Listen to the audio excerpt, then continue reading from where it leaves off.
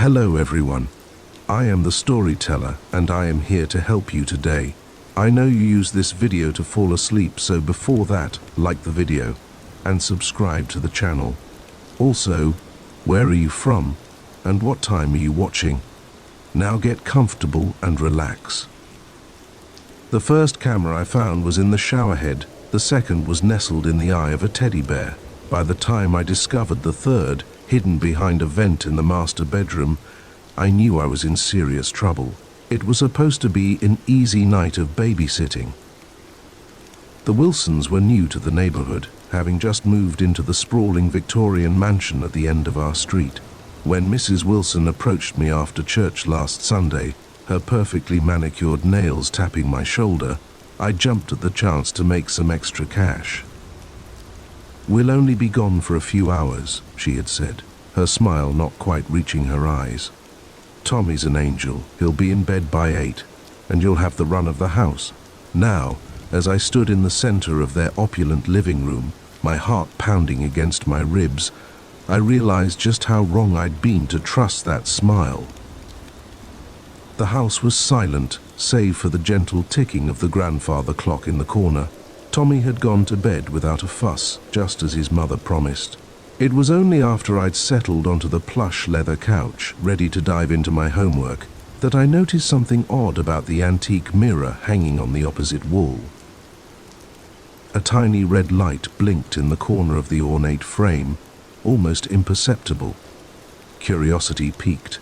I approached it, my reflection growing larger with each step. That's when I saw it, a lens no bigger than a pinhead embedded in the glass. My blood ran cold. A camera. Someone was watching me. Panic set in as I began to search the room, my eyes darting from one shadowy corner to the next. The more I looked, the more I found.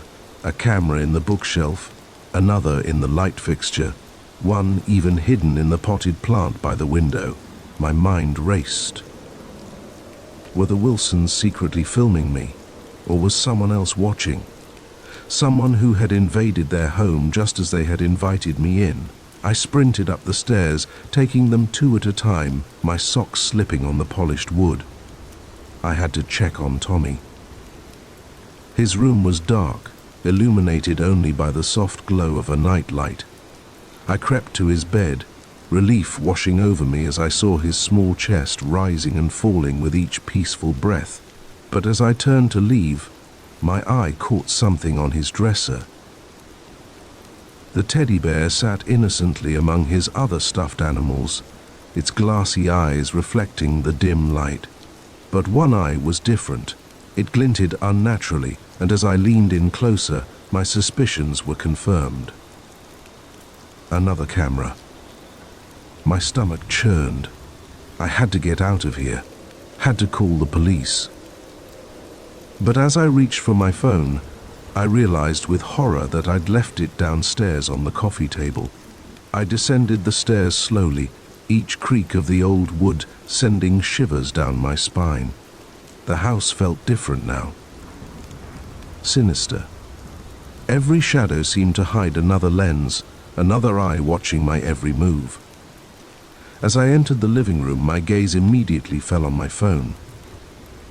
It wasn't where I'd left it.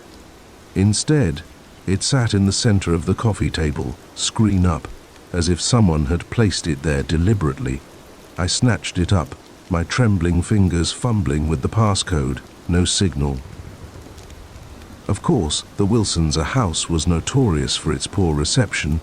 I'd have to use their landline.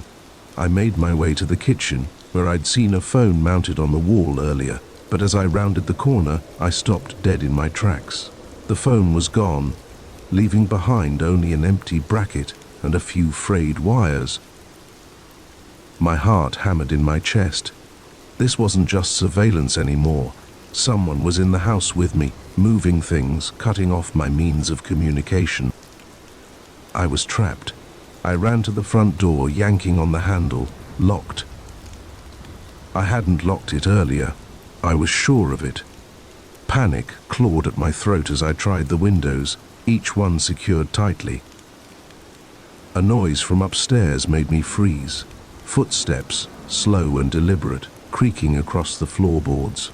They were coming from Tommy's room. I had to get to him. Camera or no camera, I couldn't leave that little boy alone with whoever was up there. I grabbed a heavy candlestick from the mantel, its weight reassuring in my grip, and began to climb the stairs. Each step felt like an eternity, the old wood groaning beneath my feet. The footsteps above had stopped, but I could hear something else now, a low murmur, like someone talking softly. I reached the landing, pressing myself against the wall. Tommy's door was ajar, a sliver of light spilling into the hallway. I inched closer, straining to hear. "That's right, Tommy. You're doing so well, just like we practiced."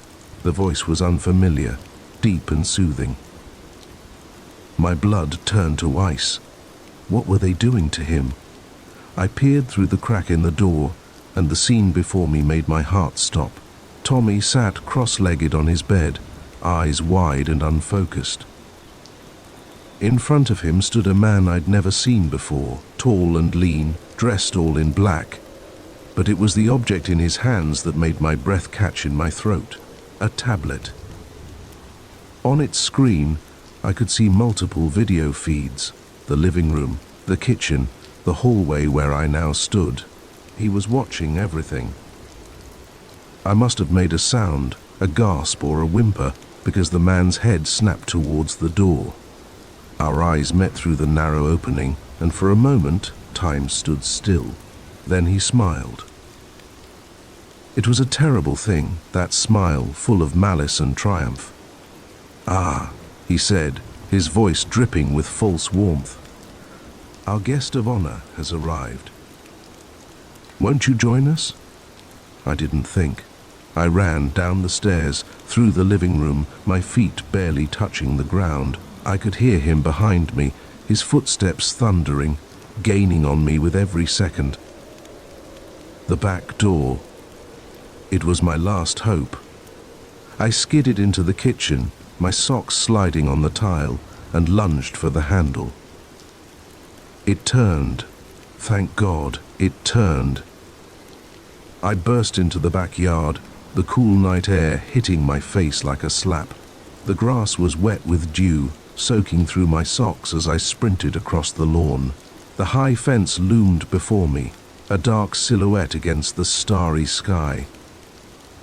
I reached it, my fingers scrabbling at the rough wood as I tried to pull myself up. Behind me, I heard the back door slam open. He was out of the house. "You can't run forever," he called, his voice calm and confident. "This is my game, and I know every move." I hauled myself over the fence, landing hard on the other side. I was in the neighbor's yard now, but I didn't stop. I couldn't. I ran through unfamiliar gardens, vaulting over low fences and ducking under clotheslines. My lungs burned, my legs ached, but I pushed on. I had to get help, had to save Tommy. The streets of the neighborhood blurred past me as I ran, houses dark and silent. Why wasn't anyone awake? Why weren't there any cars? It wasn't until I reached the end of the street that I realized something was terribly wrong. The road simply ended. Beyond it was nothing but an empty blackness, as if the world itself had been cut off. I turned, desperate, looking for another way out. But everywhere I looked, I saw the same thing. Darkness encroaching, swallowing up the edges of the neighborhood. And in the distance, growing louder with each passing second, I heard his footsteps. "You see now, don't you?" His voice seemed to come from everywhere at once. There's no escape. There never was. I sank to my knees, the damp grass soaking through my jeans. As the darkness closed in around me, I saw him emerge from between two houses, that terrible smile still plastered on his face. "Don't worry," he said, kneeling down beside me. "You're going to be a star." The last thing I saw before the darkness took me was the blinking red light of a camera, recording every moment of my defeat. I jolted awake with a gasp, my heart racing. The familiar surroundings of my bedroom slowly came into focus. It had been a dream, just a terrible, vivid dream. I reached for my phone on the nightstand, desperate to ground myself in reality. As the screen lit up, a notification caught my eye. A new email, sent just moments ago. With trembling fingers, I opened it. There was no message, just an attachment, a video file. As I hit play, my blood ran cold.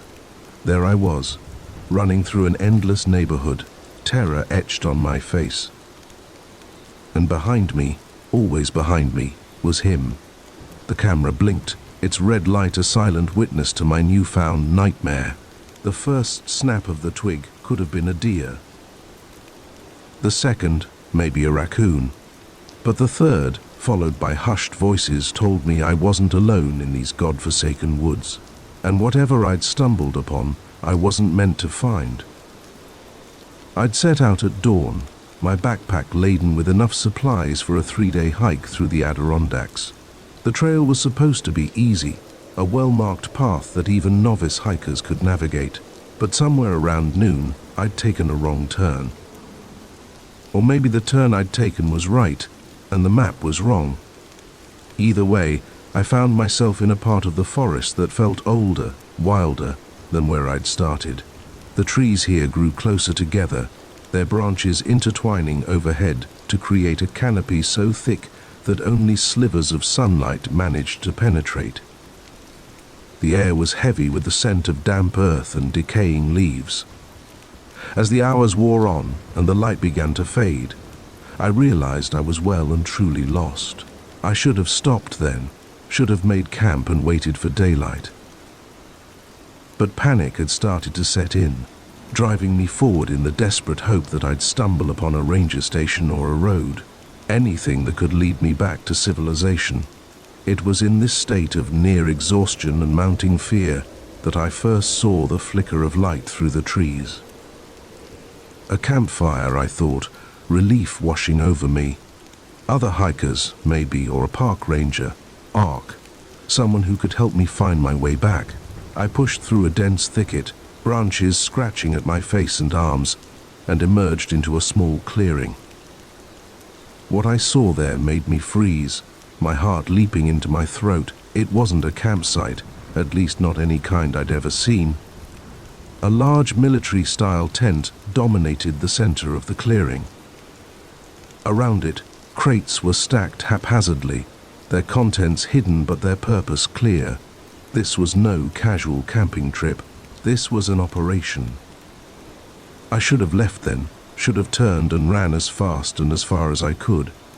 But curiosity, that damned human trait, kept me rooted to the spot. I crept closer, my feet moving of their own accord. The tent flap was partially open, and I could see movement inside. Shadows danced on the canvas, accompanied by the low murmur of voices. I strained to hear what they were saying, but the words were indistinct, muffled by the rustle of leaves and the pounding of my own heart. I was so focused on the tent that I almost missed the other details. The fresh tire tracks leading into the clearing, too wide for any ATV. The sophisticated-looking equipment scattered around, decidedly not standard camping gear. And there, half hidden under a tarp, something that made my blood run cold. Guns, not hunting rifles, but serious, military-grade weapons. I'd stumbled onto something big, something illegal. My mind raced with possibilities. Drug runners, arms dealers, whatever it was. I knew I was in way over my head. I started to back away, trying to retrace my steps without making a sound, but in my haste, I forgot to look where I was going. My foot came down on a fallen branch, and the crack echoed through the clearing like a gunshot. The voices in the tent stopped abruptly. I heard the scrape of a chair, footsteps approaching. Panic seized me, and I dove behind the nearest tree, pressing myself against the rough bark. Check the perimeter, a gruff voice commanded. Could be an animal, but I'm not taking any chances. I heard them fan out, their footsteps crunching on the leaf-strewn ground. My heart was hammering so hard I was sure they'd hear it. I tried to control my breathing, to make myself as small and quiet as possible. A beam of light cut through the darkness, sweeping back and forth. They had flashlights. I squeezed my eyes shut, praying they wouldn't come my way. "Nothing over here, boss," a voice called out, too close for comfort. "Keep looking," the gruff voice responded. "If it's a ranger, we need to know." I opened my eyes a crack, trying to gauge how many of them there were. Through the gloom, I could make out at least 3 figures moving through the trees, maybe more back at the camp, too many for me to outrun or overpower. I needed a plan. I couldn't stay here forever, and sooner or later they'd find me. I looked around, frantically searching for an escape route. The forest seemed to close in around me, every direction looking equally dark and foreboding. That's when I saw it, a small gap between 2 large boulders, half hidden by a fallen log. It was a tight squeeze, but it might just be big enough for me to slip through, and if I was lucky, it might lead to a way out. I waited until the nearest searcher had his back turned, then made my move.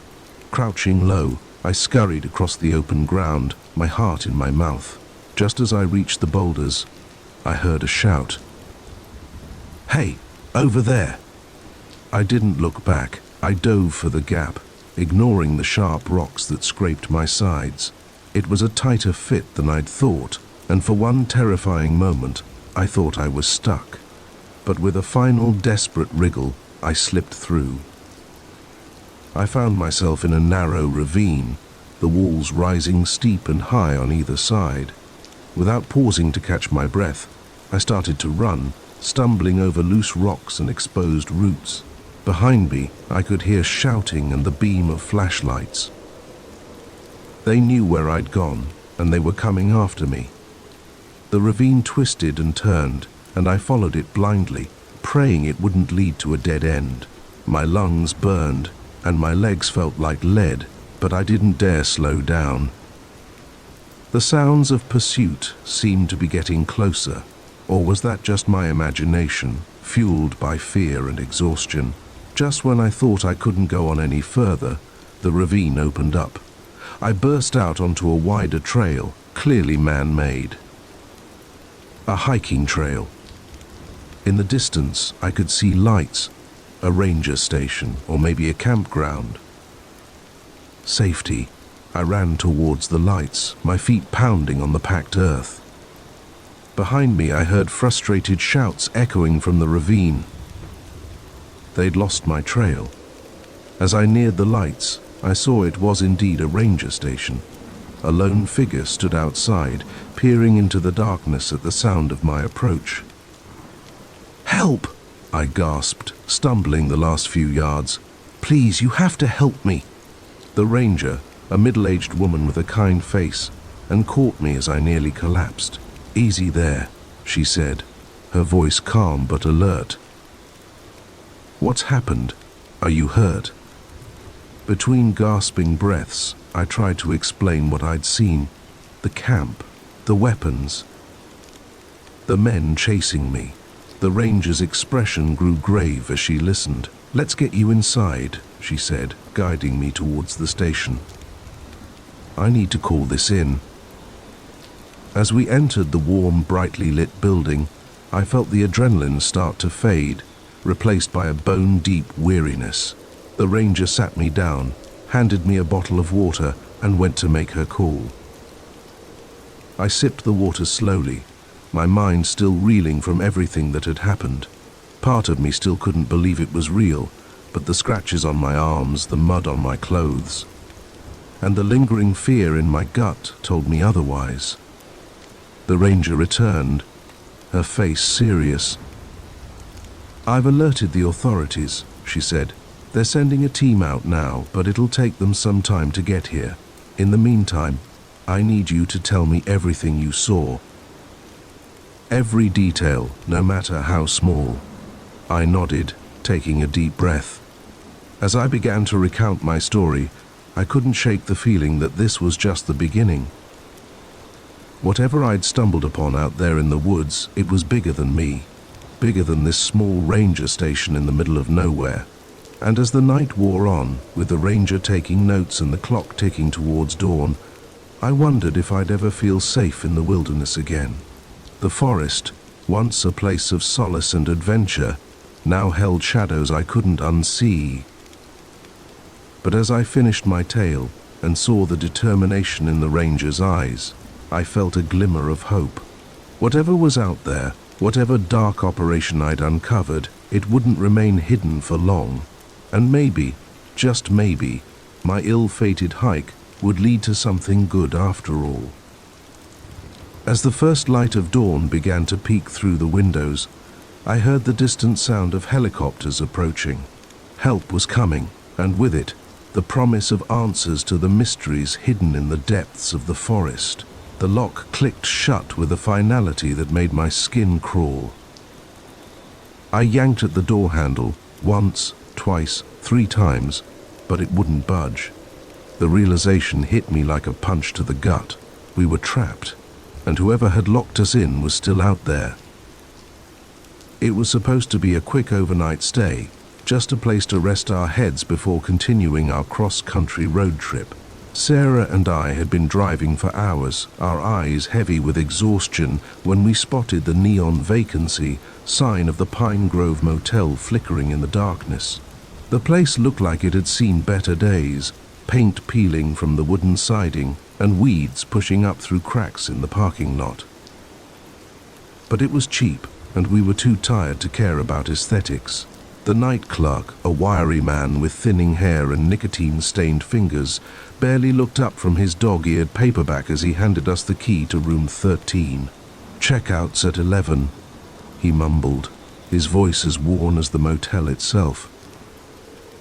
Our room was small and musty, with faded floral wallpaper and a sagging queen-sized bed.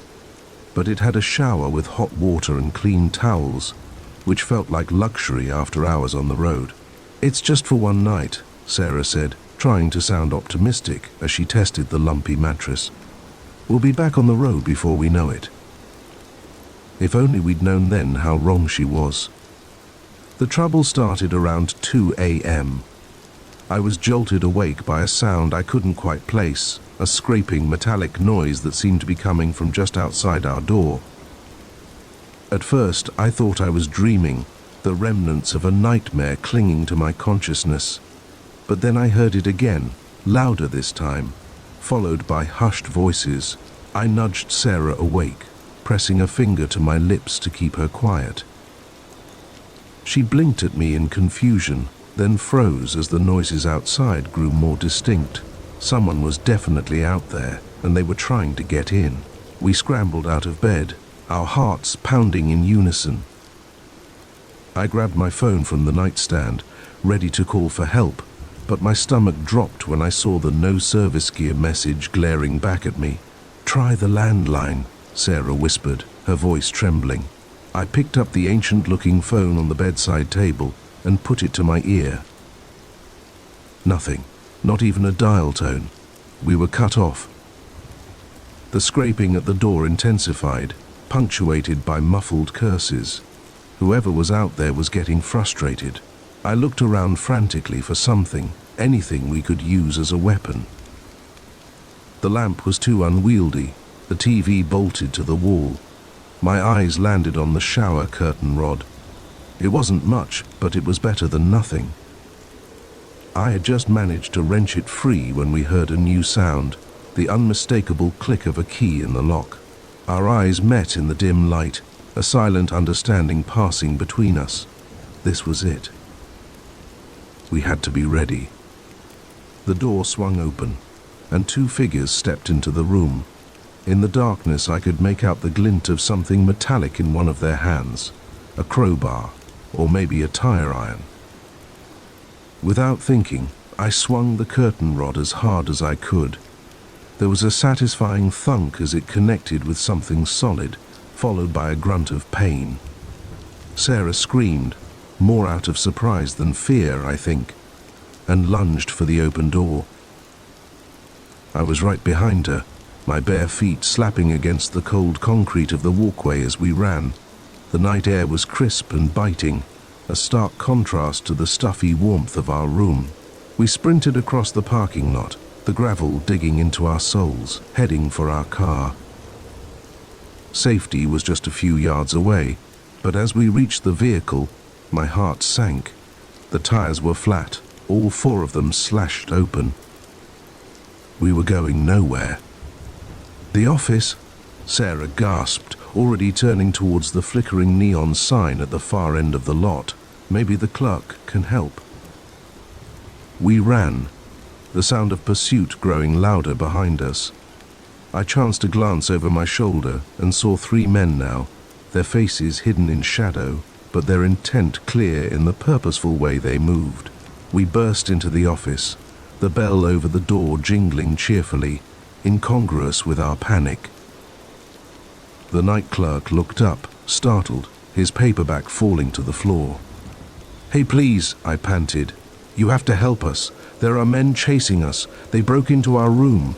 But as I spoke, I saw the clerk's expression change, not to one of concern or alarm, but to something else, something that made my blood run cold. A slow, knowing smile spread across his face.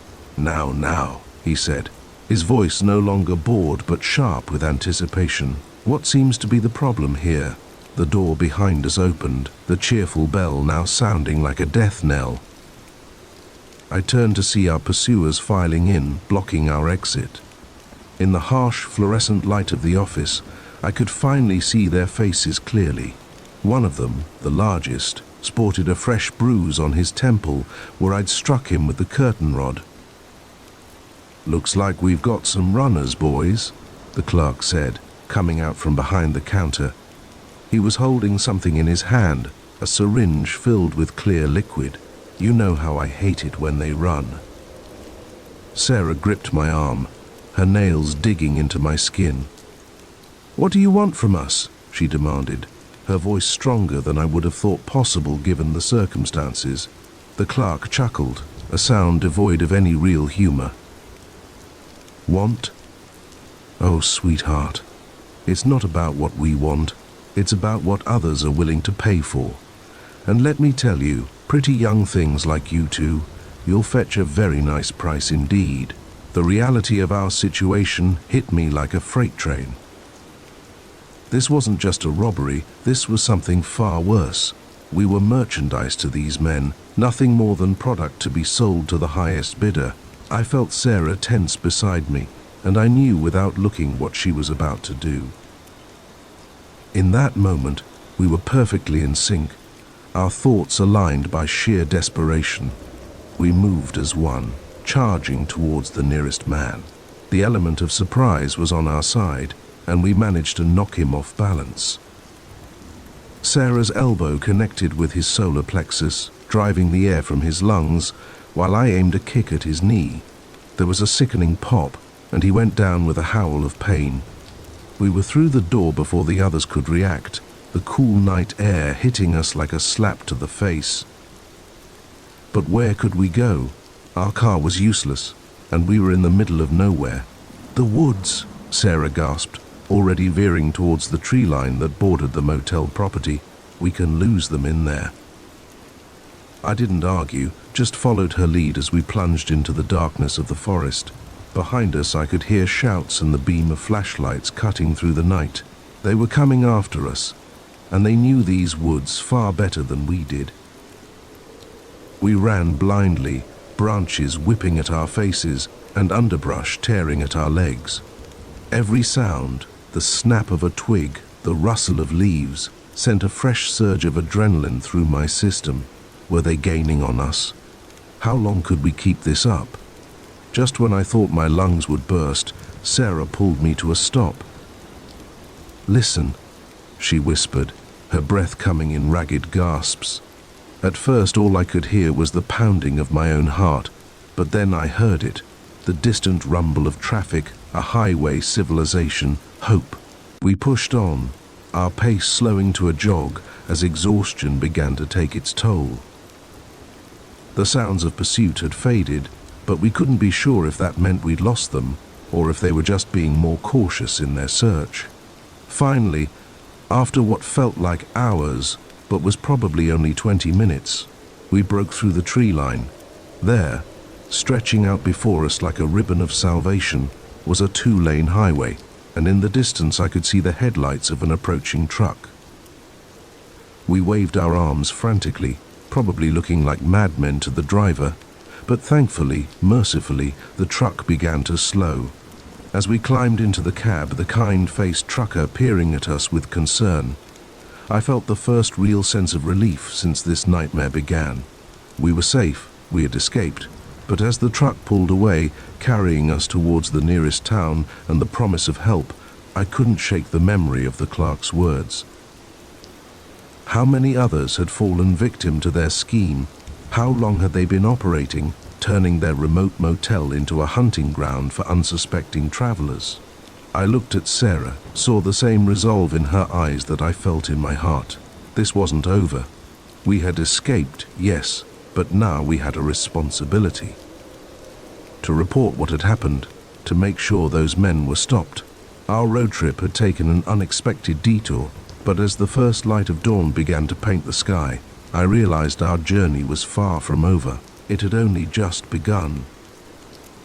The moment I handed him my keys, I knew I'd made a terrible mistake.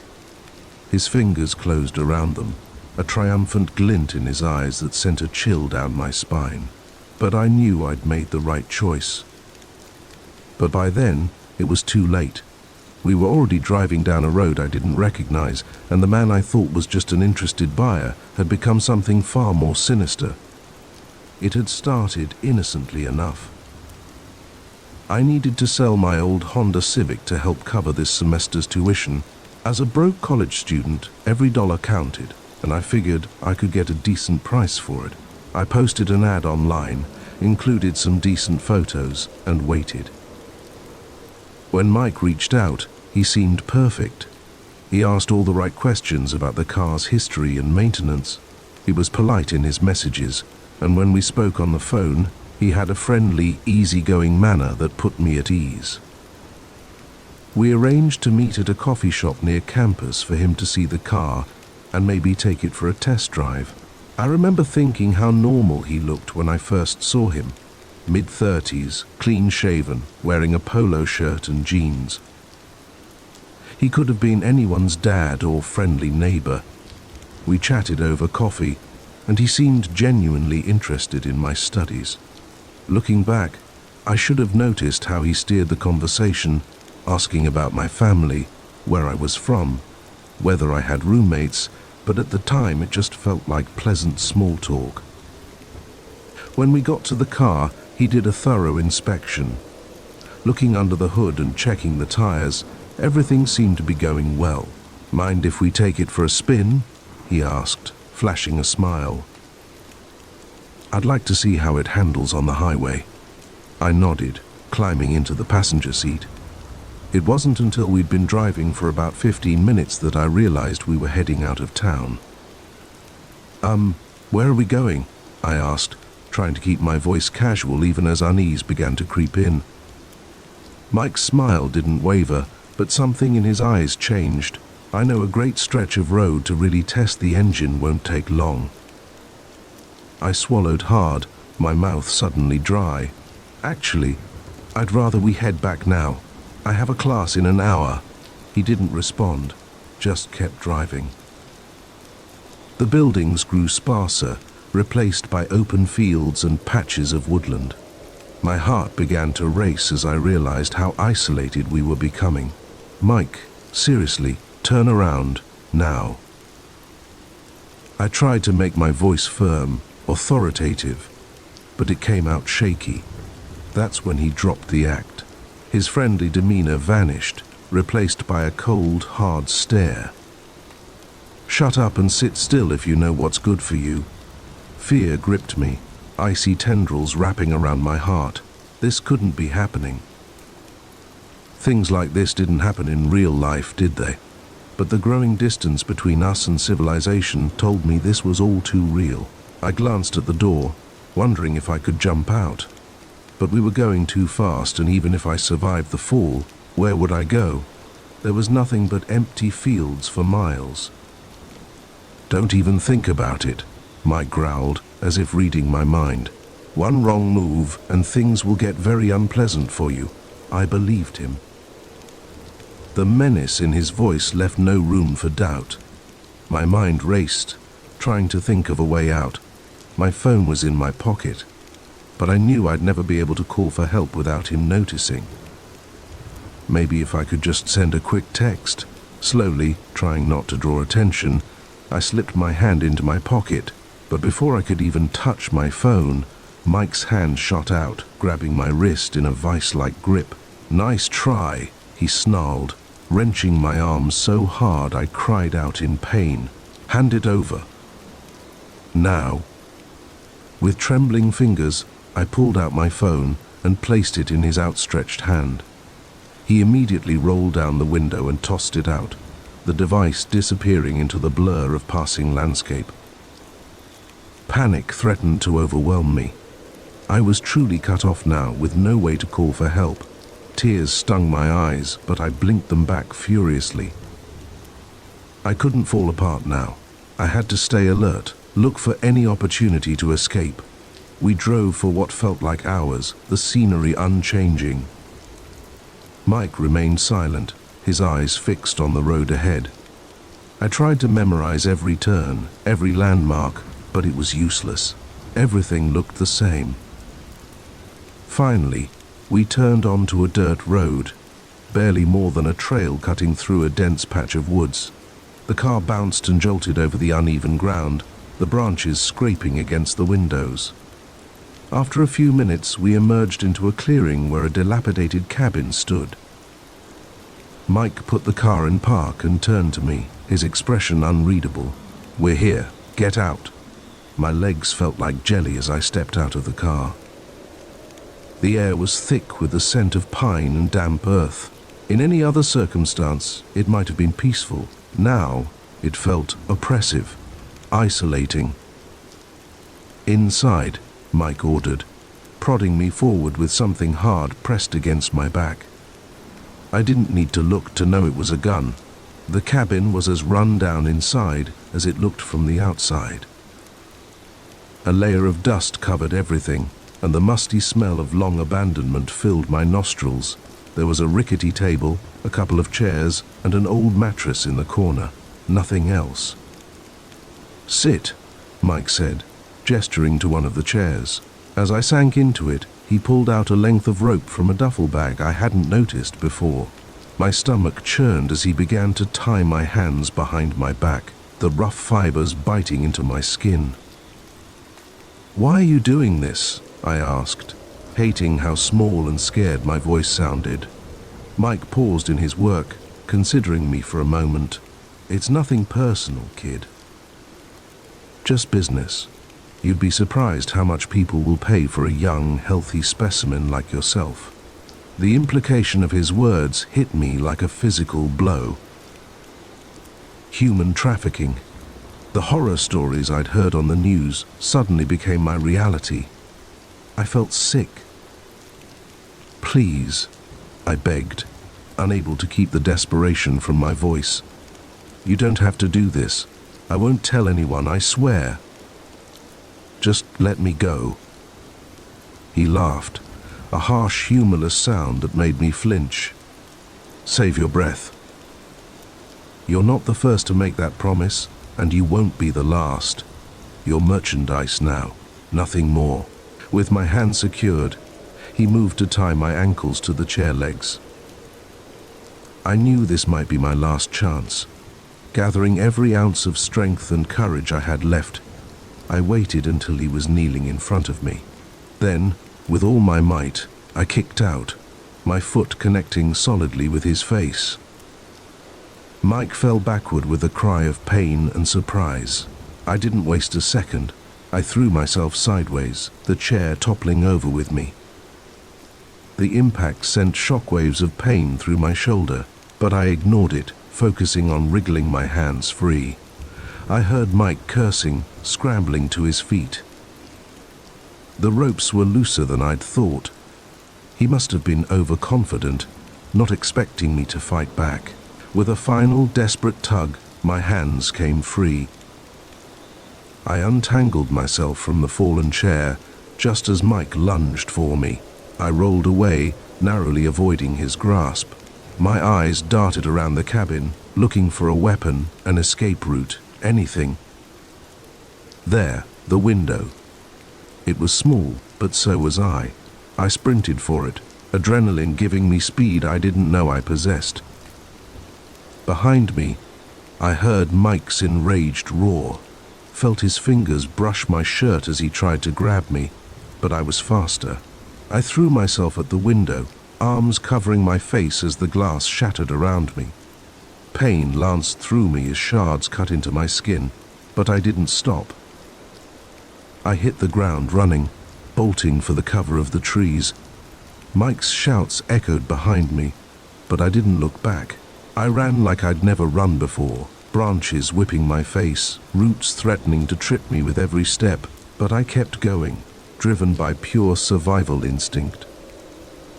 I don't know how long I ran.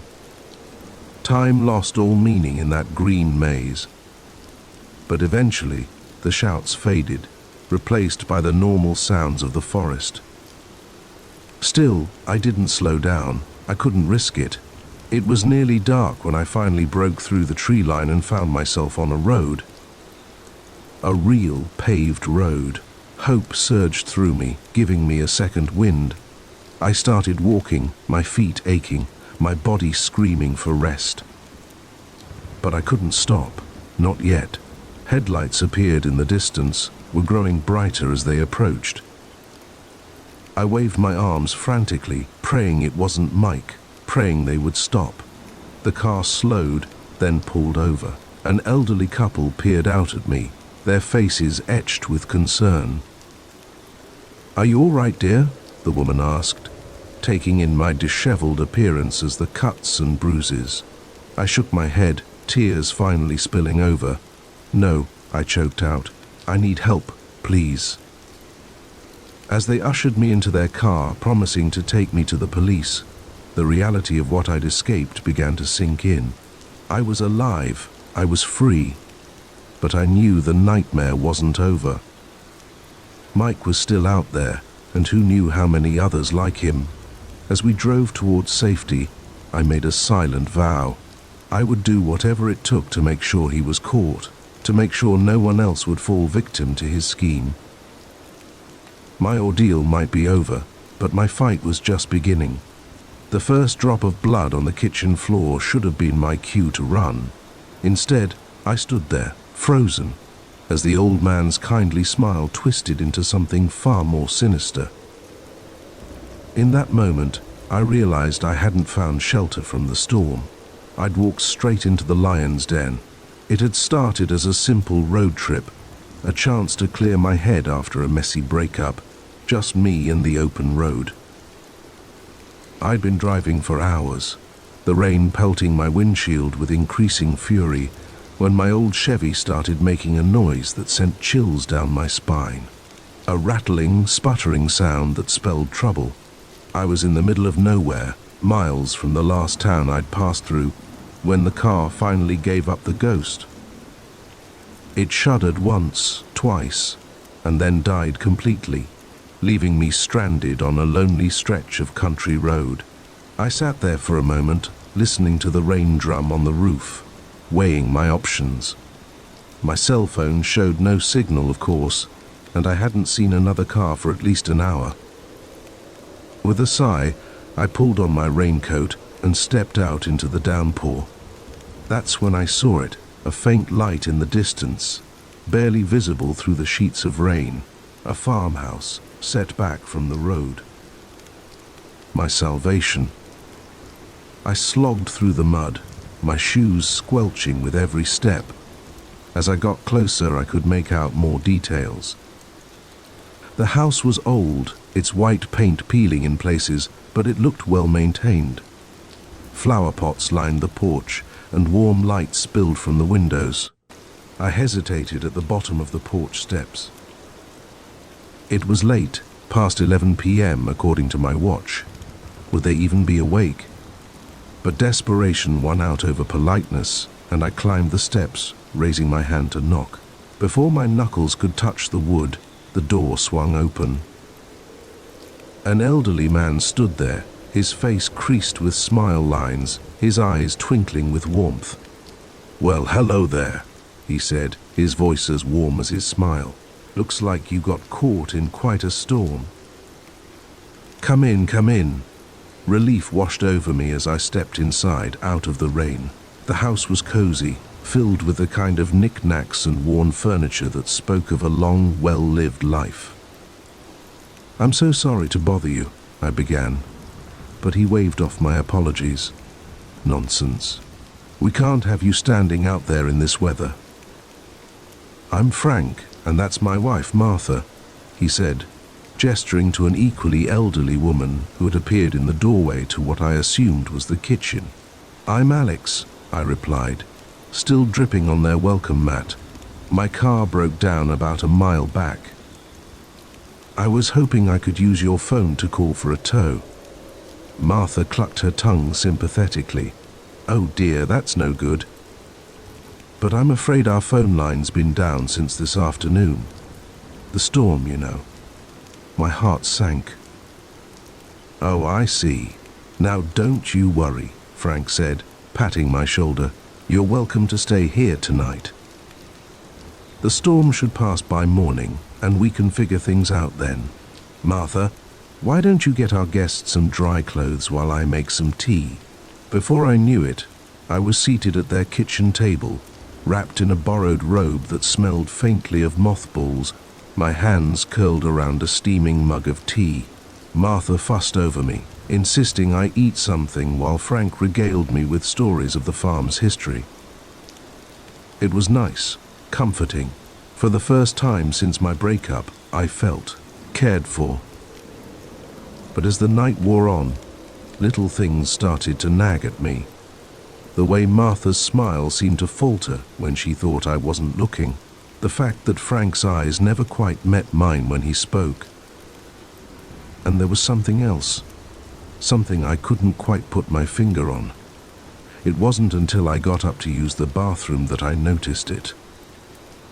A faint coppery smell underlying the homey sense of baked goods and furniture polish. I tried to shrug it off, but it clung to the back of my throat, making me uneasy. When I returned to the kitchen, Frank was alone, washing dishes at the sink. "Martha's gone to prepare the guest room for you," he said over his shoulder. I nodded, moving to pick up my mug from the table. That's when I saw it. A single drop of red on the faded linoleum floor. I stared at it, my brain refusing to process what I was seeing. Frank must have sensed my stillness. He turned, his eyes following my gaze to the floor. For a moment, neither of us moved. Then, slowly, he put down the dish he was holding and turned to face me fully. "Ah," he said, his voice no longer warm and grandfatherly. "I was hoping you wouldn't notice that." I looked up at him, my heart beginning to race. The kindly old man was gone, replaced by someone else. Someone whose eyes were cold and calculating. "What's going on?" I asked, hating how my voice shook. Frank sighed, reaching for something behind him. "It's nothing personal, you understand. It's just, well, Martha and I, we have certain needs, and it's not often we get visitors out here." He brought his hand into view, and my blood ran cold. He was holding a large kitchen knife, its blade gleaming in the overhead light. I backed away, my eyes darting around for an escape route. "You don't have to do this," I said, trying to keep my voice steady. "I'll leave right now. I won't tell anyone, I swear." Frank chuckled, a sound devoid of any real humor. "Oh," I'm afraid it's far too late for that, Alex. You see, we've already decided. You're going to help us, whether you want to or not. I made a break for it then, running for the front door. But Frank was surprisingly spry for his age. He caught me before I could reach the handle, his bony fingers digging into my arm with surprising strength. "Martha," he called out. "Our guest is trying to leave." I heard footsteps on the stairs, and then Martha appeared holding something in her hand, a syringe, I realized with growing horror. Now, she said, her voice sickly sweet.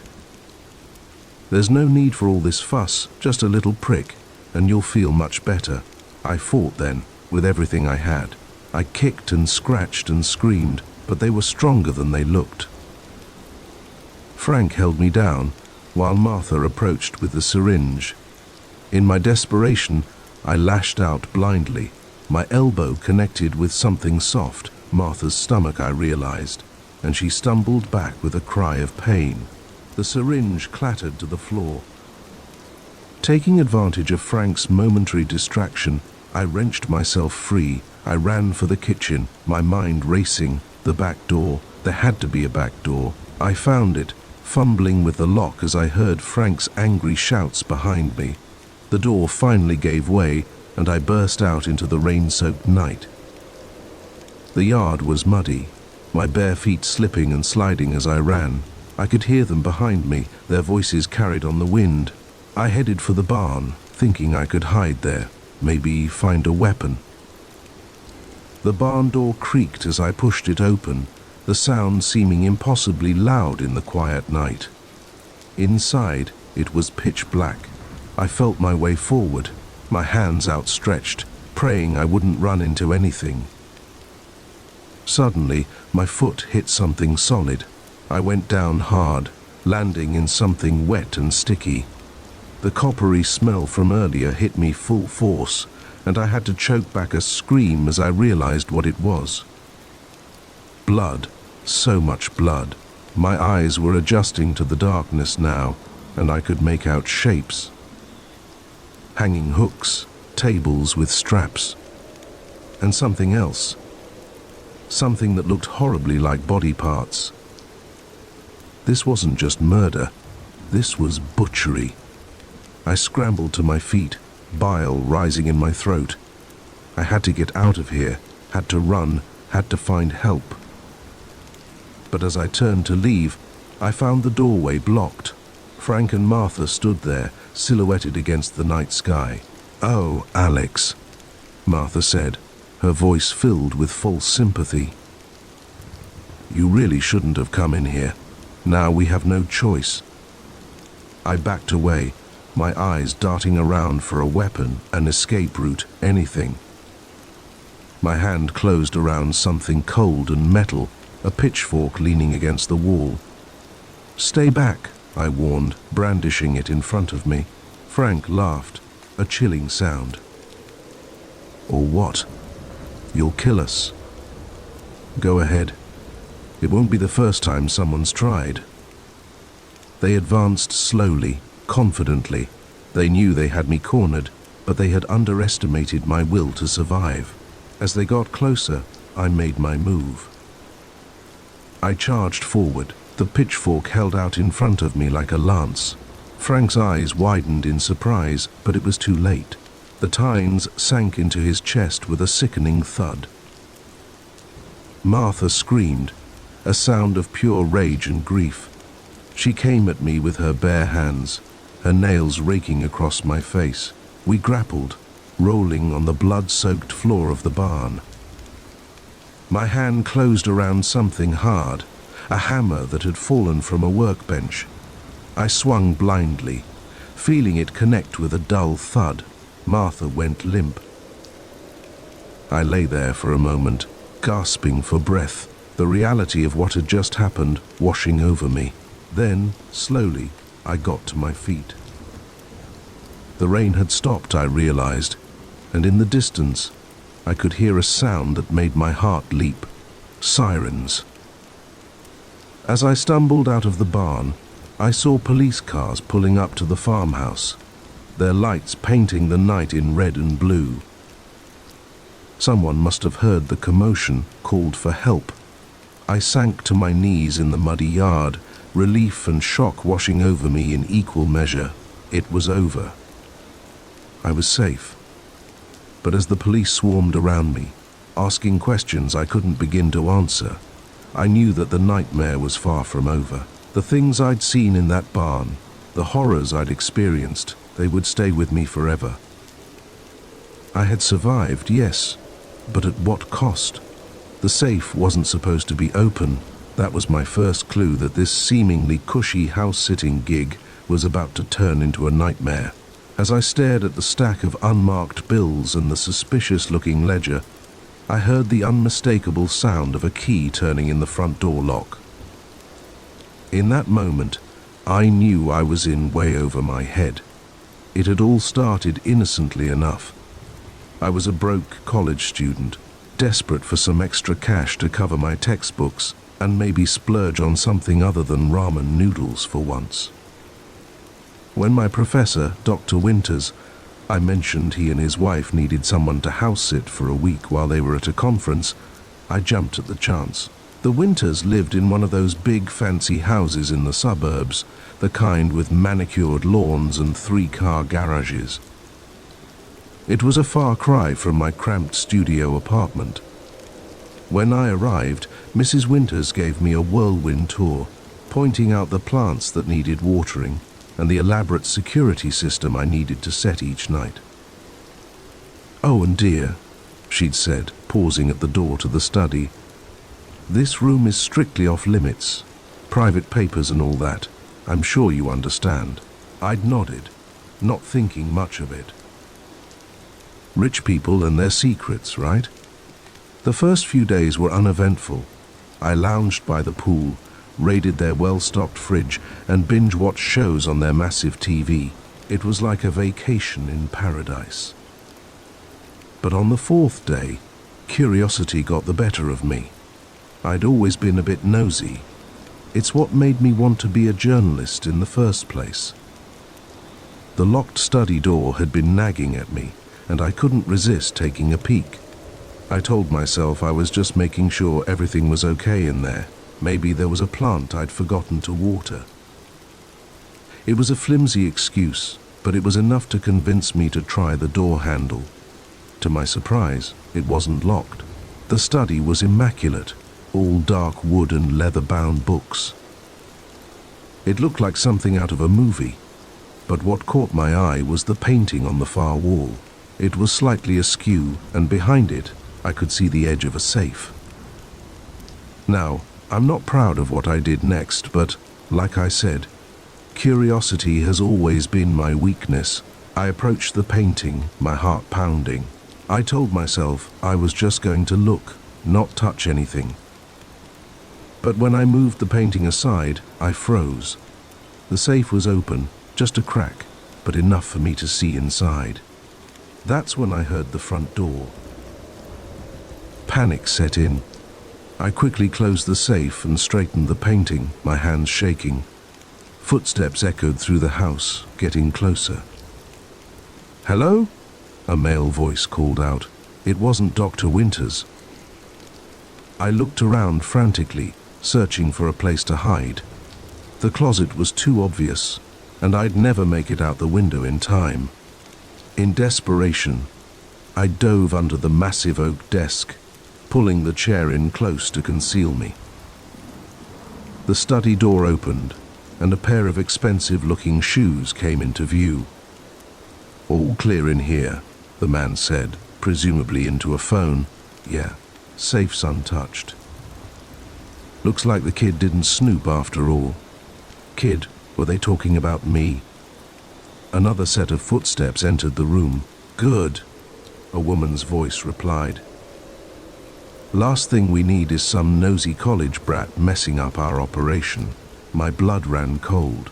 Operation? What had I stumbled into? "Let's get what we need and get out," the man said. "The Winters will be back tomorrow, and we need to have everything in place by then." I held my breath as they moved around the room. I heard the safe open, papers rustling, and the distinct sound of money being counted. "Perfect," the woman said. "With this last shipment, we'll have enough to expand into 3 more states. The boss will be pleased." Shipment, states. My mind was reeling. This sounded big, way bigger than some run-of-the-mill theft or fraud. "What about the girl?" the man asked. "Think she suspects anything?" There was a pause. "Doubtful," the woman finally replied. "From what the Winters said, she's just some naive student, probably spent the whole week by the pool. If only they knew." They continued to talk, mentioning names and places I didn't recognize. I tried to memorize as much as I could, my journalistic instincts kicking in despite my fear. After what felt like hours but was probably only minutes, they finally left the study. I waited, barely breathing, until I heard the front door close and a car engine start up outside. Slowly, I crawled out from under the desk, my legs cramped and shaky. My mind was racing. What should I do? Call the police? But what if the Winters were involved? They could be back any minute, and I had no proof of what I'd heard. I needed evidence. With trembling hands, I approached the safe again. It was still slightly open. Inside, I found stacks of cash, the ledger I'd seen earlier, and a USB drive. Without thinking too much about the consequences, I grabbed the USB drive and shoved it in my pocket. I also snapped a quick photo of the open safe with my phone, making sure to capture the cash and ledger. Just as I was closing the safe and straightening the painting, I heard another car pull up outside. Panic gripped me again. I raced out of the study, barely remembering to close the door behind me. I made it to the living room just as the front door opened. Dr. and Mrs. Winters walked in, looking tired but happy. "Oh, Emma," Mrs. Winters exclaimed. "We didn't expect you to still be here. How was everything?" I forced a smile, hoping my face didn't betray the turmoil inside me. "Great," I managed to say. "No problems at all. How was your conference?" As they chatted about their trip, I nodded along, my mind elsewhere. The USB drive felt like it was burning a hole in my pocket.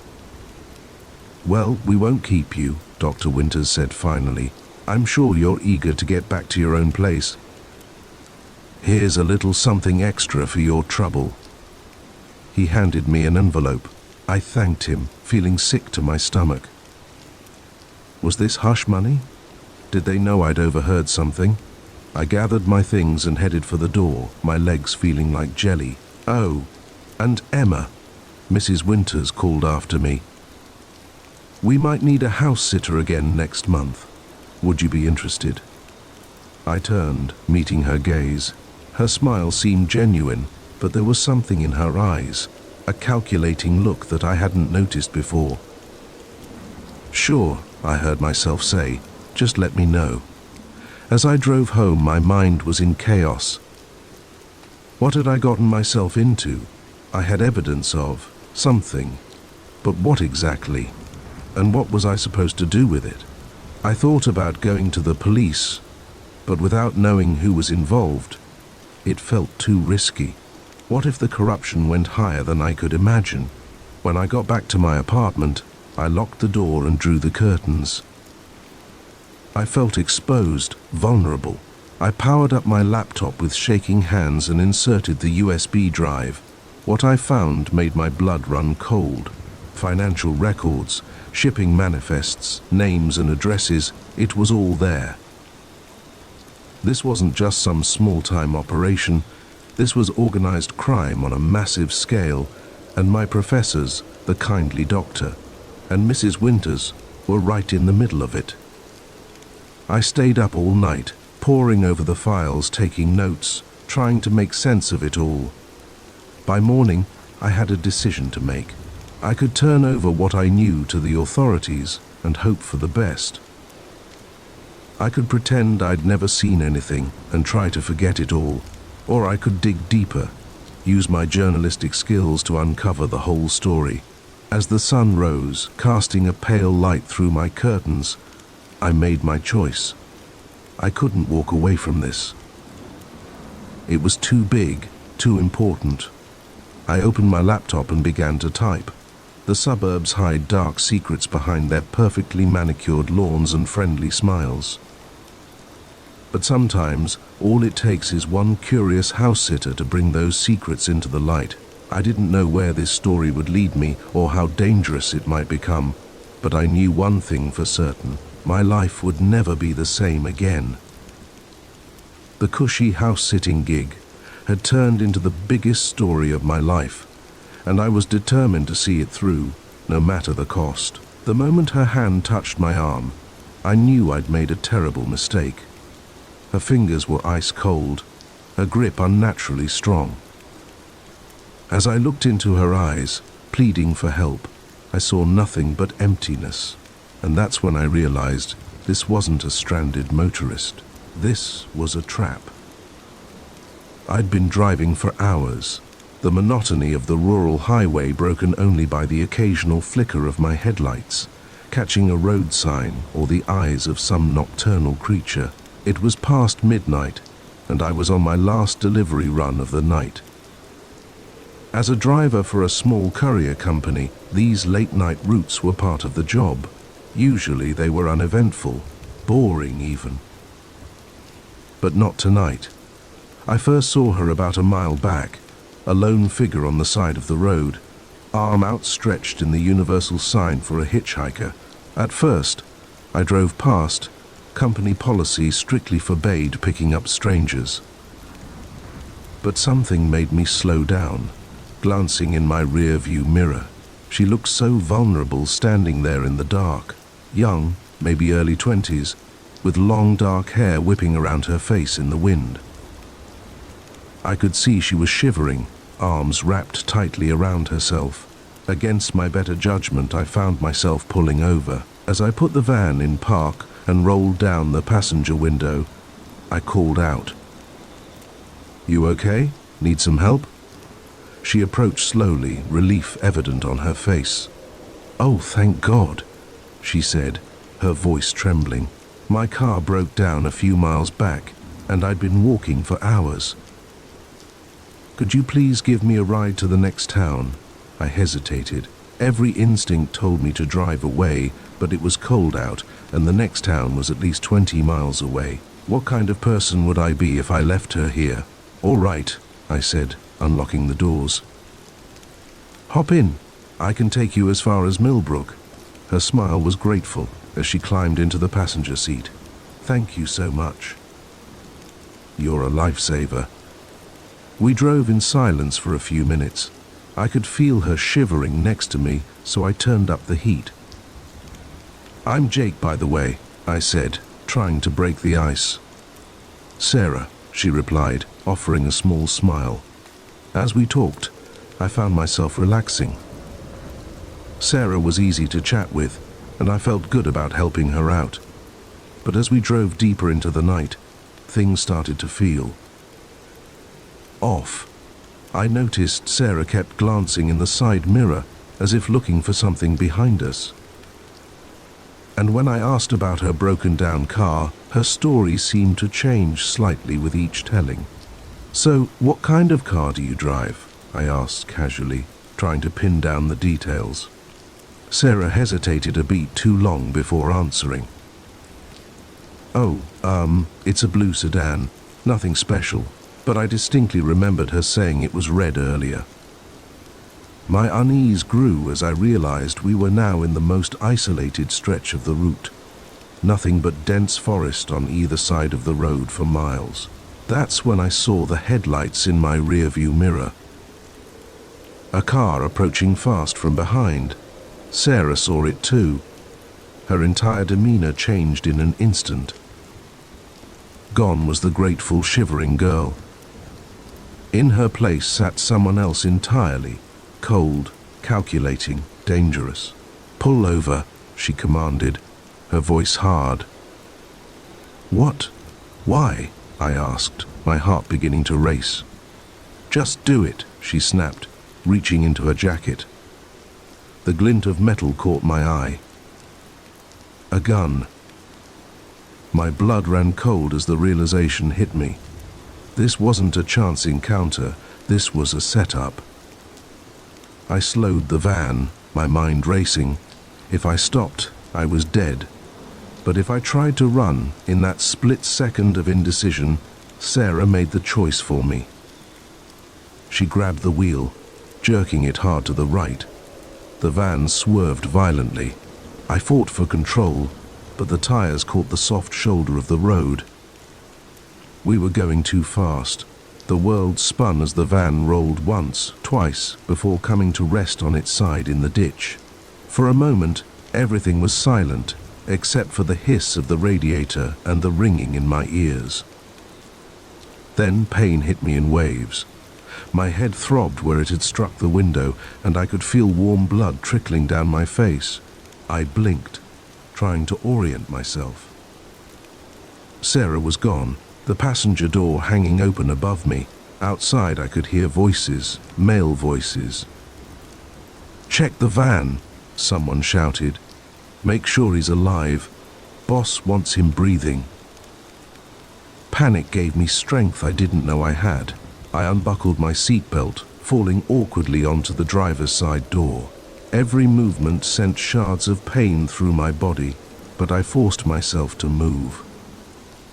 The back of the van was a mess, packages strewn everywhere, but among the chaos, I spotted my salvation, a small pry bar we used for stubborn crates.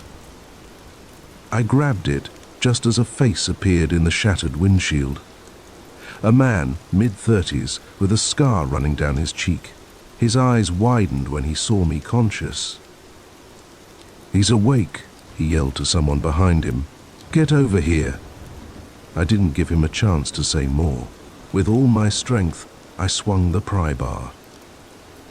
It connected with a sickening crunch, and the man fell back with a cry of pain. Using the bar, I managed to force open the driver's side door enough to squeeze through. As I emerged from the wreckage, I got my first clear look at my attackers. There were 4 of them, including Sarah, all armed, all looking at me with a mixture of surprise and anger. "Don't move," one of them growled, raising his gun. But I was already running, fueled by adrenaline and sheer terror. I plunged into the forest, branches whipping my face as I crashed through the underbrush. Behind me, I could hear them shouting, their voices getting fainter as I put distance between us. But I didn't slow down. I couldn't. I ran until my lungs burned and my legs felt like lead. Only then did I allow myself to stop, collapsing behind a fallen tree. I strained my ears, listening for any sign of pursuit.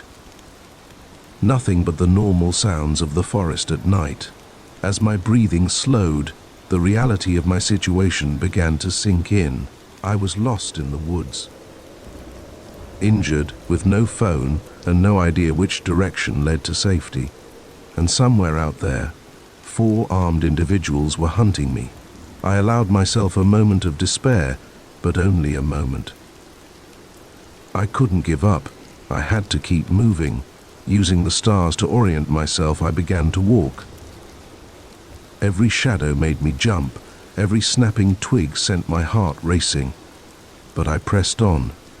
Hours passed. The sky began to lighten, the first rays of dawn breaking through the trees. And then, like a miracle, I heard it. The distant sound of traffic. New energy flooded through me. I quickened my pace, following the sound. Finally, the trees thinned, and I found myself on the edge of a highway. A different highway than the one I'd been on, but a path to salvation nonetheless. I flagged down the first car I saw, probably looking like a madman with my bloodied face and torn clothes. The elderly couple inside seemed terrified, but they stopped. "Please," I gasped. "I need help. Someone's after me." They must have seen the desperation in my eyes, because the man nodded. unlocking the doors. "Get in, son. We'll take you to the police." As we drove, I recounted my harrowing night. The couple listened in shocked silence, the woman clutching her husband's arm. At the police station, my story was met with skepticism at first. But as I described Sarah and the others in detail, I saw recognition dawn in the detective's eyes. "We've had reports of a group operating like this along I-80, he said, his expression grim, "targeting lone drivers, especially truckers and delivery personnel. But this is the first time someone's escaped to tell us about it." Over the next few weeks, I worked with the police and giving statements, looking at mugshots. They found my van, but Sarah and her accomplices had vanished. I couldn't go back to my old job.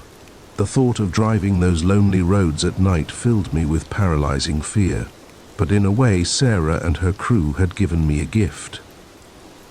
A story, a warning. I started writing, sharing my experience online. It resonated with people, especially other drivers. Soon I was giving talks, advocating for better safety measures for long-haul drivers and couriers. My brush with death had given me a new purpose, and while I still look over my shoulder more often than I'd like, I know that by speaking out, I might just save someone else from falling into the same trap. Because out there on the dark highways, not everyone who asks for help is a victim. Sometimes, the real danger is in being too willing to trust a stranger. The first footprint I saw could have been my own. The second, maybe a fellow hiker's. But the third, perfectly formed and definitely not mine, sent a chill down my spine. Someone was following me, and in the vast wilderness of the Rockies, that could only mean one thing: I was being hunted. I'd always loved solo camping. There's something about the solitude, the raw connection with nature that you just can't get when you're with other people. This trip was supposed to be my escape. A week-long trek through some of the most beautiful and isolated terrain in Colorado. I'd planned meticulously, packing enough supplies to last me 10 days, just in case. A satellite phone was my only concession to safety, and even that I'd promised myself I'd use only in the direst emergency. The first 3 days were everything I'd hoped for. The weather was perfect, crisp mountain air filling my lungs as I hiked through alpine meadows and dense forests. At night, I'd fall asleep to the sound of a nearby stream, the Milky Way stretching overhead in a dazzling display you never see in the city. It was on the 4th morning that things changed. I woke just before dawn, as usual, eager to break camp and get an early start. That's when I saw it, a set of footprints in the soft earth near my tent. At first, I dismissed them. I must have made them last night and forgotten, I told myself.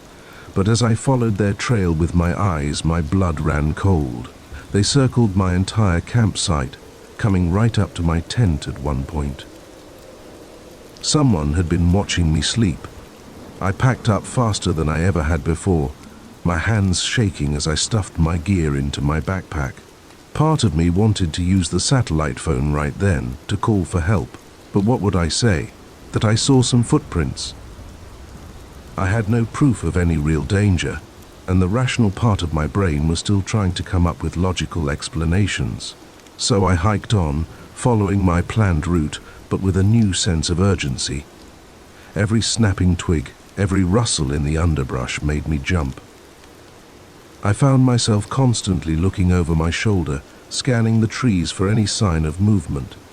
By midday I was exhausted, more from the constant state of alertness than from the physical exertion.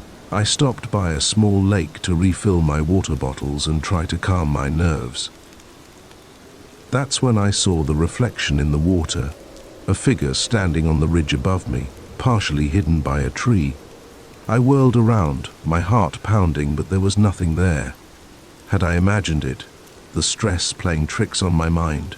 I didn't stay to find out. I grabbed my pack and started moving again, no longer caring about following my planned route. My only goal now was to put as much distance between me and whoever, or whatever, was out there. As the day wore on, the evidence became harder to dismiss. A freshly broken branch here, a disturbed patch of moss there. Small signs that someone was paralleling my route, staying just out of sight. By the time I made camp that night, I was a wreck. Every shadow seemed to move, every sound a potential threat. I didn't dare light a fire, instead choking down a cold meal of trail mix and beef jerky. Sleep was out of the question. I sat with my back against a tree, a small folding knife clutched in my hand, straining my eyes against the darkness. Sometime in the early hours of the morning, I heard it, footsteps slow and deliberate, moving around my campsite. I held my breath, trying to pinpoint the source of the sound. It seemed to be coming from all around me. Then, a voice, low and gravelly. "I know you're awake. Why don't you come out and say hello?" Terror gripped me. This was real. This was happening. "Who are you?" I managed to stammer out. "What do you want?" A chuckle, cold and mirthless. "What do I want?" "Oh, city boy, out here, it's not about want, it's about need. And right now, I need you to start running." I didn't need to be told twice. I bolted, leaving my tent and most of my gear behind. The only things I had were what I'd been clutching all night. My knife, the satellite phone, and a small pack with some water and energy bars. I ran blindly through the forest, branches whipping my face, roots threatening to trip me with every step. Behind me, I could hear him. Not running, but moving steadily, confidently. He knew these woods. This was his territory, and I was nothing but prey. As the first light of dawn began to filter through the trees, I allowed myself to slow down, gasping for breath. I couldn't keep running forever. I needed a plan. The satellite phone. I pulled it out with trembling hands, praying for a signal, one bar. It would have to do. As I was dialing, a sharp crack split the air. The phone exploded in my hand, pieces of plastic and electronics scattering on the forest floor. The shot had come from behind me, too close for comfort. Ah, the voice called out, closer now. That would be cheating. "This is between you and me, city boy." I ran again, fueled by a new surge of adrenaline. But I knew I couldn't outrun him forever. I needed to outsmart him. I found a stream and started following it downstream, hoping the water would mask my scent and cover my tracks. As I moved, my mind raced, trying to recall every survival tip I'd ever read or seen on TV. After about a mile, I veered off suddenly, backtracking along the bank before heading off in a new direction. It wasn't much, but I hoped it might buy me some time, make him think I was still following the stream. I found a dense thicket and crawled inside, trying to slow my breathing, to become as silent and still as possible. And I waited. Hours passed. The sun climbed higher in the sky, its warmth a stark contrast to the cold fear that gripped me. I heard him pass by twice, muttering to himself, clearly frustrated at having lost my trail. As dusk approached, I knew I had to move. I couldn't stay hidden forever, and I was no closer to safety than I had been this morning. Slowly, carefully, I emerged from my hiding spot. That's when I saw it. A glint of metal in the fading light. A trap, not 10 feet from where I'd been hiding. If I'd tried to run earlier, I would have stumbled right into it. The realization hit me like a punch to the gut. He wasn't just tracking me, he was herding me, driving me towards his traps. This wasn't a spur-of-the-moment hunt. This was a game he'd played before. With this new understanding came a grim determination. I wasn't going to be his prey any longer. It was time to turn the tables. I started moving again, but with purpose now. I laid false trails, doubled back on myself, used every trick I could think of to confuse my trail. And all the while, I watched for more traps, for signs of his passage. As night fell, I found what I was looking for, his camp. It was well hidden, but in his arrogance, he'd underestimated me. He hadn't expected his prey to become the hunter. I watched from the shadows as he returned, clearly angry at having lost me. He threw down his rifle and slumped by the fire, muttering curses. This was my chance. I crept closer, my hand tightening around my small knife. It wasn't much, but it was all I had. A twig snapped under my foot. His head whipped around, eyes wide with surprise. For a moment, we just stared at each other, prey and predator, roles suddenly reversed. Then everything happened at once. He lunged for his rifle. I threw myself forward, knife outstretched. We collided, rolling on the ground, each fighting for survival. He was stronger, but I was desperate. Somehow, in the chaos, my knife found its mark. He let out a gasp, more of surprise than pain, and then went still. I scrambled away, shocked at what I'd done. But there was no time for regret or moral quandaries. I grabbed his rifle and satellite phone, and I ran. It took search and rescue 2 days to find me. By then, I was dehydrated, exhausted, and on the verge of collapse. As the helicopter lifted me to safety, I looked down at the vast wilderness below. It no longer seemed beautiful. Now, it just looked like a place to hide bodies. The authorities found his camp, and with it, evidence of other victims. The man who had hunted me was wanted in 3 states for a string of disappearances. In the end, my nightmare had saved lives. The moment I saw my reflection blink, I knew something was terribly wrong. I stood frozen in front of the bathroom mirror, my heart pounding as I tried to convince myself it was just a trick of the light. But deep down, I knew the truth. Someone had been watching me, and they were much closer than I ever could have imagined. It was supposed to be a relaxing getaway. After months of grueling work and a nasty breakup, I decided to treat myself to a week-long stay at a secluded cabin in the woods.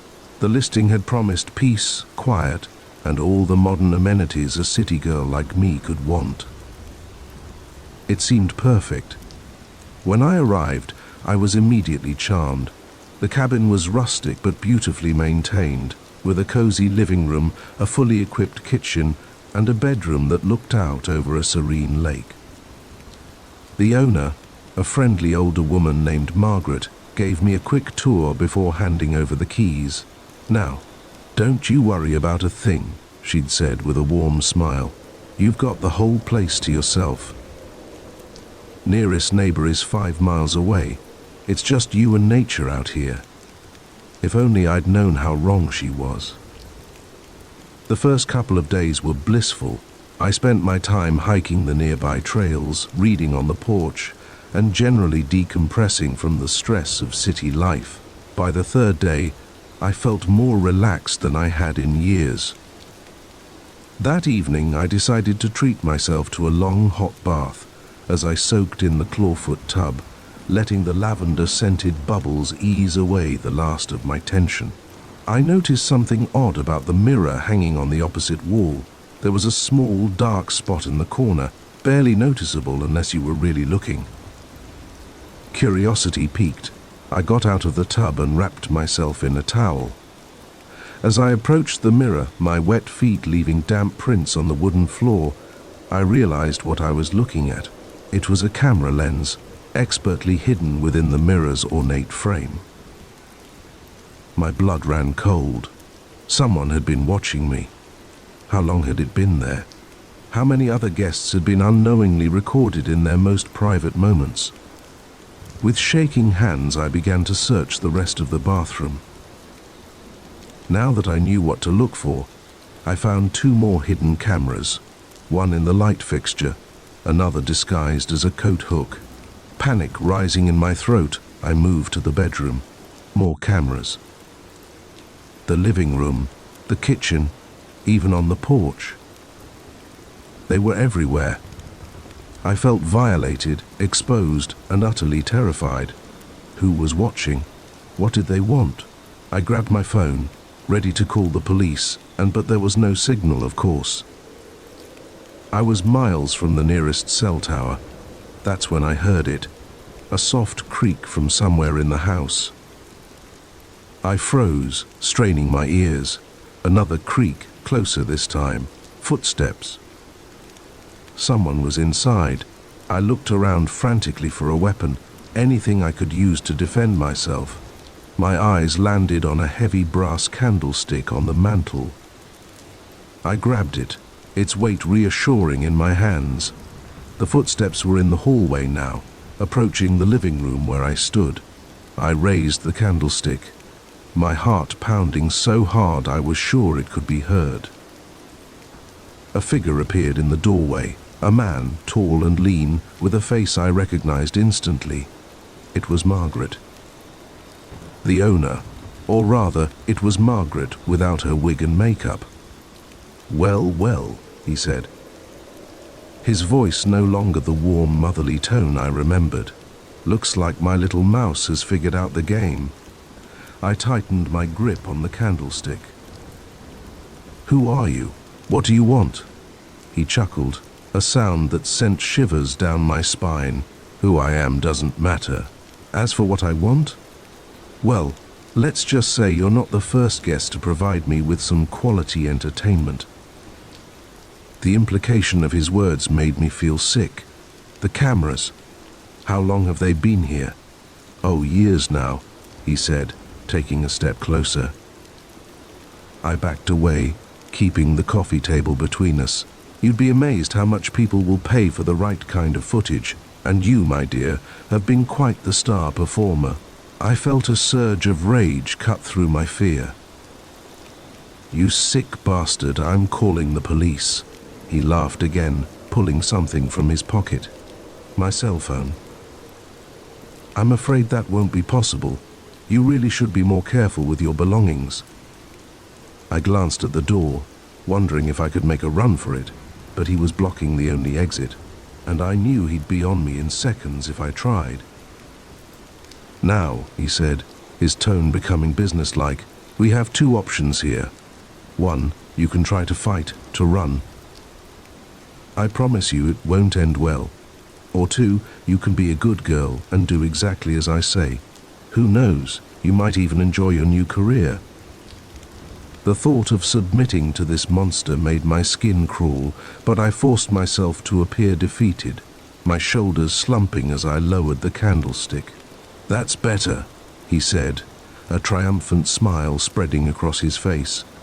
He took another step closer. "I knew you'd see reason." That's when I made my move. As he reached for me, I swung the candlestick with all my might. It connected with his head with a sickening thud, and he crumpled to the floor. I didn't wait to see if he was out cold. I ran, snatching my phone from where it had fallen. I burst out of the cabin and into the cool night air, my bare feet slapping against the dirt path as I sprinted towards the main road. I could hear him behind me, shouting threats and obscenities, but fear gave me speed I didn't know I possessed. I ran until my lungs burned and my legs felt like jelly. Finally, blessedly, I saw headlights in the distance. I saw a car approaching on the main road. I waved my arms frantically, praying they'd stop. The car slowed, then pulled over.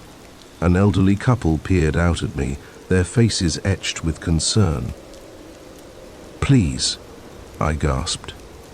"You have to help me, there's a man. He's after me." They didn't ask questions. The woman opened the back door, and I scrambled in. As we drove away, I saw a figure emerge from the woods in the rearview mirror. Even from a distance, I could feel his rage. At the police station, my story was met with initial skepticism, but when they raided the cabin, they found not only the cameras, but hard drives full of footage of me and of countless other victims. The man, whose real name turned out to be Gerald Simmons, was arrested. The investigation revealed a sophisticated operation that had been running for years. It'd been selling the videos on the dark web, catering to voyeurs with deep pockets. In the weeks that followed, I struggled to come to terms with what had happened, the violation, the fear, the knowledge that intimate moments of my life were out there, potentially seen by who knows how many people. But as I worked with a therapist and connected with other survivors, I found my voice. I started speaking out, advocating for stricter regulations on vacation rentals and raising awareness about hidden cameras. It's been a year now, and I'd be lying if I said I was completely over it. I still check for cameras everywhere I go. I still have nightmares about being watched. But I'm healing, slowly but surely. And every time I share my story, every time I see the recognition and gratitude in someone's eyes, I know that something good has come out of my nightmare, because now when I look in the mirror, I don't see a victim. I see a survivor, a fighter, and a protector. The cabin in the woods took something from me, yes, but it also gave me a purpose. And in the end, that's worth more than any peaceful getaway ever could be. The first gunshot shattered the silence of the night, and with it, my illusion of safety. In that instant, I realized that this wasn't just a routine break-in, this was something far more dangerous, and I was trapped in the middle of it. I'd been working as a night security guard at the Millbrook Industrial Complex for just over 3 months. It was an easy gig, or so I thought. The complex was massive, a sprawling maze of warehouses and office buildings on the outskirts of town. But at night it was a ghost town. My job was simple: make my rounds, check the locks, and keep an eye on the security cameras. That night started like any other. I arrived for my shift at 10 p.m., relieving Dave, the evening guard. We went through our usual handover routine, nothing out of the ordinary to report. Quiet as a graveyard out there, Dave had said with a chuckle as he left, "Try not to fall asleep, Jake." If only he knew how wrong he was. It was around 2 a.m. when I first noticed something was off. I was in the main security office, eyes glazing over as I stared at the bank of monitors showing feeds from cameras all over the complex. Something moved on one of the screens, a flicker of shadow that didn't belong. I sat up straighter, suddenly alert. There it was, again, on a different camera. A figure darting between buildings. My heart rate picked up. This wasn't some teenager looking for a thrill or a homeless person seeking shelter. The way they moved, quick and purposeful, spoke of something more sinister.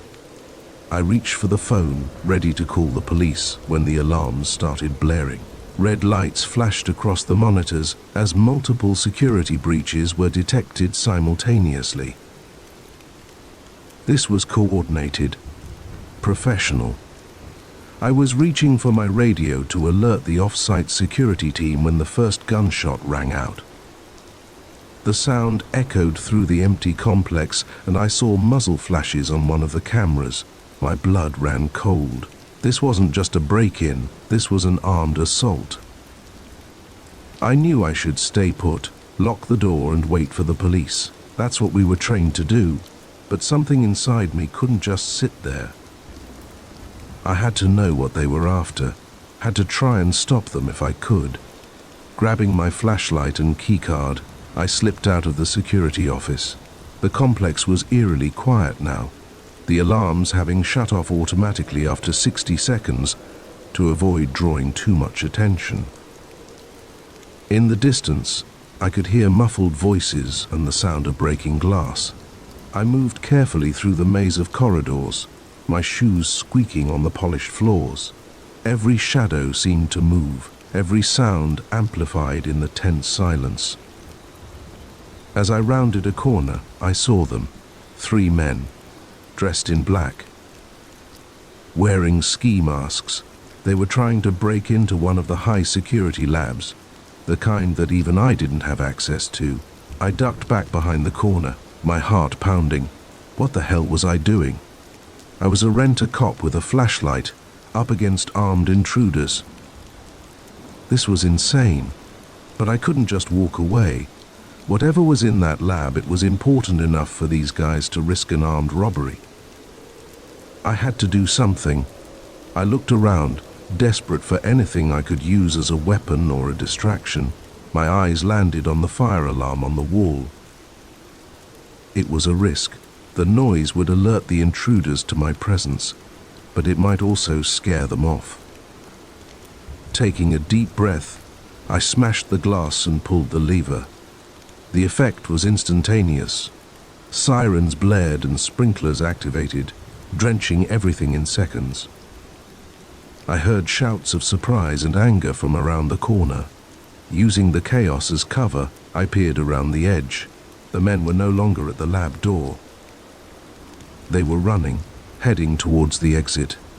Relief flooded through me. It had worked. They were leaving. But then one of them stopped, turning back. Even through the ski mask, I could see his eyes narrow as they landed on me. "Hey," he shouted, raising his gun. I didn't think. I ran. Bullets whizzed past me as I sprinted down the corridor, zigzagging to make myself a harder target. I could hear their footsteps behind me, gaining ground. I knew the layout of the complex better than they did. It was my only advantage. I took a sharp left, then a right, leading them deeper into the maze of hallways. My lungs burned as I ran, fear and adrenaline pushing me faster than I'd ever moved. I needed a place to hide, somewhere I could lose them. The basement. The idea hit me like a bolt of lightning. The basement level was a warren of storage rooms and maintenance tunnels. If I could make it there, I might have a chance. I changed direction, heading for the nearest stairwell. The sound of pursuit was closer now, their shouts echoing off the walls. I burst through the stairwell door and practically flew down the steps, taking them 3 at a time. Behind me, I heard the door slam open again. They were right on my heels. The basement level was dark, emergency lights casting long shadows. I ran down the main corridor, my wet shoes slipping on the concrete floor. Left, right, another left. I turned corners at random, hoping to lose them in the maze. My chest felt like it was going to explode, but I didn't dare slow down. Finally, I spotted what I was looking for, a small maintenance closet, tucked away in a corner. I yanked the door open and squeezed inside, pulling it shut behind me. The closet was tiny, barely big enough for me to stand in. It smelled of cleaning products and damp. I held my breath, straining my ears for any sound of pursuit. Footsteps approached, slowing as they neared my hiding spot. I could hear them breathing heavily just on the other side of the thin door. "Where'd he go?" one of them growled. "Check every door," another replied. "He's got to be here somewhere." I closed my eyes, willing myself to become invisible. My hand tightened around my flashlight, ready to use it as a weapon if necessary. The doorknob rattled. I tensed, preparing for the worst. But then, a sound that made my heart soar. Police sirens growing louder by the second. "Shit," one of the men exclaimed. "We've got to go now." I heard them run off, their footsteps fading into the distance. Still, I didn't move.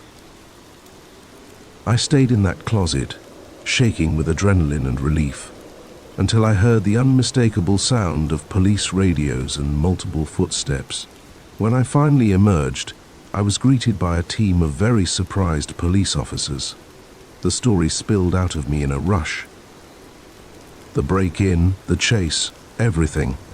As the sun rose, casting long shadows across the complex, I sat in the back of an ambulance, a shock blanket draped over my shoulders. The police had caught 2 of the 3 intruders as they tried to escape. The third was still at large.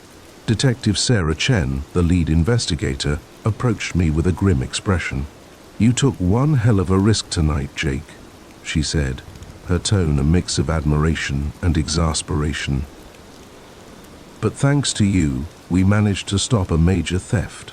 That lab they were trying to break into, it contains prototype technology worth millions." I nodded, still trying to process everything that had happened. "Who were they?" I asked. Detective Chen sighed. "Professional thieves, working for a rival company. We've been tracking their operation for months, but we never expected them to be this bold." She paused, fixing me with a serious look. "You know, the department could use someone with your quick thinking and bravery. Ever considered a career in law enforcement?" I couldn't help but laugh. 12 hours ago, I was a bored security guard counting the minutes until my shift ended. Now I was being recruited by the police. As I watched the sun rise over the industrial complex, casting a golden glow over the scene of my night-long ordeal, I realized something. Life can change in an instant. One moment, you're going through the motions, and the next, you're running for your life, making split-second decisions that could mean the difference between life and death. I didn't know if I'd take Detective Chen up on her offer, but I did know one thing. I'd never look at my boring security job the same way again, because sometimes the most ordinary nights can turn into the most extraordinary adventures. And sometimes the person you least expect to be a hero, even yourself, can rise to the occasion when it matters most. The moment the door slammed shut behind me, I knew I'd made a terrible mistake. The sound echoed through the empty house, a finality to it that sent chills down my spine. I was trapped, and the family-friendly facade of my clients had just crumbled away, revealing something far more sinister. It was supposed to be a routine showing. As a real estate agent in the upscale neighborhood of Oakwood Hills, I'd done hundreds of these. The Jensen property was a gem, a sprawling 6-bedroom mansion with all the bells and wealthy clients in this area desired. Pool, home theater, wine cellar, you name it. This place had it. When the Carters contacted me about viewing the property, I was thrilled. They seemed like the perfect buyers. A successful businessman, his elegant wife, and their 2 well-behaved children. They had the means and the motivation to make a quick sale. I remember thinking how lucky I was as I pulled up to the Jensen house that sunny Saturday afternoon. The Carters were already waiting, looking picture-perfect in their country club attire. "Mrs. Reeves, Mr. Carter greeted me with a firm handshake. "Thank you for meeting us on such short notice. Please, call me Sarah," I replied with my best sales smile. "Shall we begin the tour?" As we moved through the house, I pointed out all its features, from the gourmet kitchen to the luxurious master suite. The Carters seemed impressed, asking all the right questions. Mrs. Carter was particularly interested in the security system, which I assured her was top of the line. It wasn't until we reached the basement that things started to feel off. Mr. Carter's questions became more pointed, focused on the layout and any potential hidden spaces. "You never know when you might need a panic room," he joked, but there was an edge to his voice that made me uneasy. As we climbed the stairs back to the main floor, I felt Mrs. Carter's hand on my arm. Her grip was surprisingly strong. "Sarah, dear," she said, her voice sickly sweet. "Would you mind if we took another look at the master bedroom? I have a few more questions about the closet space." I nodded, leading the way back upstairs. Mr. Carter and the children stayed in the living room, engrossed in what looked like a heated discussion. The master bedroom was at the end of a long hallway. As we entered, I launched into my usual spiel about the custom cabinetry and designer fixtures, but Mrs. Carter wasn't listening. She was staring at me with an intensity that made my skin crawl. "You know, Sarah," she said, taking a step closer, "we're not really here to buy a house." My heart skipped a beat. "I'm sorry, I don't understand." Her smile widened, revealing too many teeth. "Oh, I think you do, or at least you will." That's when I felt a sharp pain in my neck. I spun around to see Mr. Carter standing behind me, an empty syringe in his hand. When had he come upstairs? What? What did you do to me? I slurred, my vision already starting to blur. "Don't worry, dear." Mrs. Carter cooed. "Everything will make sense soon." The last thing I remember before losing consciousness was the sound of their laughter, cold and cruel. When I came to, I was in a dimly lit room I didn't recognize. My head was pounding, and my mouth felt like it was stuffed with cotton. As my eyes adjusted to the darkness, I realized with growing horror that I was in some sort of cell. The walls were concrete, and a heavy metal door was the only exit. Panic set in as the memories came flooding back. The Carters, the house showing, the injection. This couldn't be happening. Things like this didn't happen to people like me. I tried to stand mum, but my legs were wobbly, and I stumbled. That's when I noticed the chain. A thick metal shackle was fastened around my ankle, connected to a bolt in the floor. I was well and truly trapped. Hours passed. Or maybe it was days. Time lost all meaning in that windowless room. I alternated between frantic attempts to escape and periods of despair where I huddled in the corner, sobbing. Finally, the door opened. Mr. Carter walked in, looking as polished as ever in his expensive suit. "Ah, good, you're awake," he said, as if we were meeting for a business lunch. "I hope you're finding your accommodations adequate." "Why are you doing this?" I croaked, my voice hoarse from screaming. He chuckled. "Why does anyone do anything, Sarah? For profit, of course. You see, there are people out there willing to pay a great deal of money for someone like you. Young, attractive, educated. You'll fetch a high price on the right market." The implication of his words hit me like a physical blow. Human trafficking. The horror stories I'd heard on the news suddenly became my reality.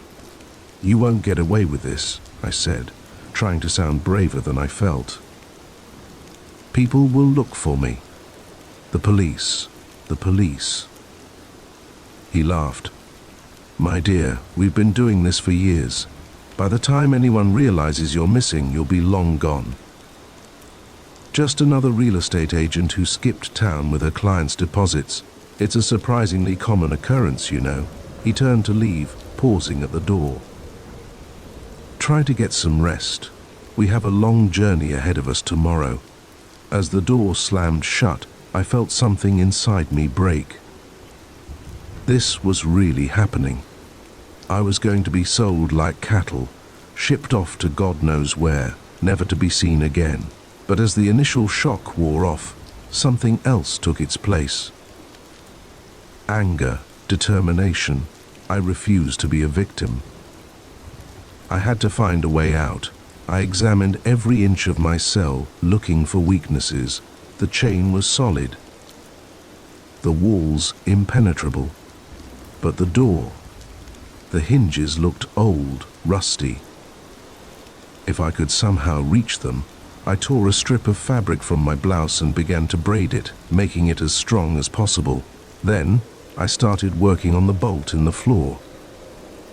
It was secure, but the concrete around it was crumbling. If I could loosen it just enough. Hours passed as I worked, my fingers bloody and raw. But finally, I felt the bolt give way. I was free of the chain. Using my makeshift rope, I managed to reach the door hinges. They were as weak as I'd hoped. With enough pressure, they began to creak and bend. Just as I heard the satisfying snap of the last hinge giving way, footsteps echoed down the hall. They were coming. I pressed myself against the wall next to the door, my heart pounding. This was my only chance. The door swung open, and Mrs. Carter stepped in. "Time to go, dear." "You're new." I didn't let her finish. I slammed into her with all my might, knocking her off balance. She stumbled, hitting her head on the concrete wall with a sickening thud. I didn't wait to see if she was okay. I ran. The hallway seemed endless, doors on either side. I could hear shouts behind me, heavy footsteps giving chase. I turned a corner and saw it. A window. Without hesitation, I threw myself at it. The glass shattered, and I felt a searing pain as shards cut into my skin. But I didn't stop. I tumbled out onto soft grass, the cool night air hitting my face. I was in a backyard, high fences on all sides. But there, in the corner, was a gate. Freedom. I ran like I'd never run before, ignoring the pain, the fear, everything except the need to escape. I cleared the gate in a single adrenaline-fueled leap and found myself on a quiet suburban street. Lights were on in nearby houses. I ran to the closest one, pounding on the door. "Help! Please, call the police!" An elderly woman opened the door, her eyes widening in shock at my appearance. I must have looked like a madwoman, covered in blood and dirt, my clothes torn. "Please," I gasped. "They're going to kill me." She ushered me inside and called 911. As we waited for the police to arrive, I collapsed on her couch, the adrenaline finally wearing off. The next few hours were a blur of police statements and hospital visits. The Carters were arrested, trying to flee the city. Their house of horrors was raided, revealing a sophisticated human trafficking operation that had been running for years. As I sat in the police station, wrapped in a shock blanket, Detective Johnson approached me. "You did good, Sarah," he said, his voice gruff but kind. "Thanks to you, we've shut down one of the biggest trafficking rings in the state." "You saved a lot of lives today." I nodded, too exhausted to speak. The ordeal was over, but I knew the memories would stay with me forever. In the days that followed, as I tried to piece my life back together, I made a decision. I couldn't go back to my old job, couldn't bear the thought of walking into strange houses with people I didn't know, but I could use my experience to help others. I started volunteering at a shelter for trafficking survivors, sharing my story, offering hope to those who thought all was lost. It wasn't the life I had planned, but it was a life with purpose, and every time I helped someone escape their own personal hell, I felt a little bit stronger, a little more like myself. The Carters had tried to break me, to turn me into a commodity, but in the end, they'd only made me more determined to fight back, against them, against the system that allowed such evil to exist, against the darkness that threatens to consume us all. I was no longer just Sarah Reeves, real estate agent. I was a survivor, a fighter, a beacon of hope for those still trapped in the shadows. And that, I realized, was worth more than any commission I could have ever earned. The moment I saw the glint of metal in the driver's hand, I knew I'd made a terrible mistake. This wasn't just a ride, it was a trap. And I had walked right into it. As the car sped down an unfamiliar road, my heart raced, and one thought echoed in my mind. How could I have been so stupid? It had started innocently enough. I was hitchhiking across the country, a journey of self-discovery after graduating college. My backpack was light, my spirits were high, and the open road seemed full of promise. I'd had good luck so far, meeting interesting people and seeing parts of America I'd only dreamed about.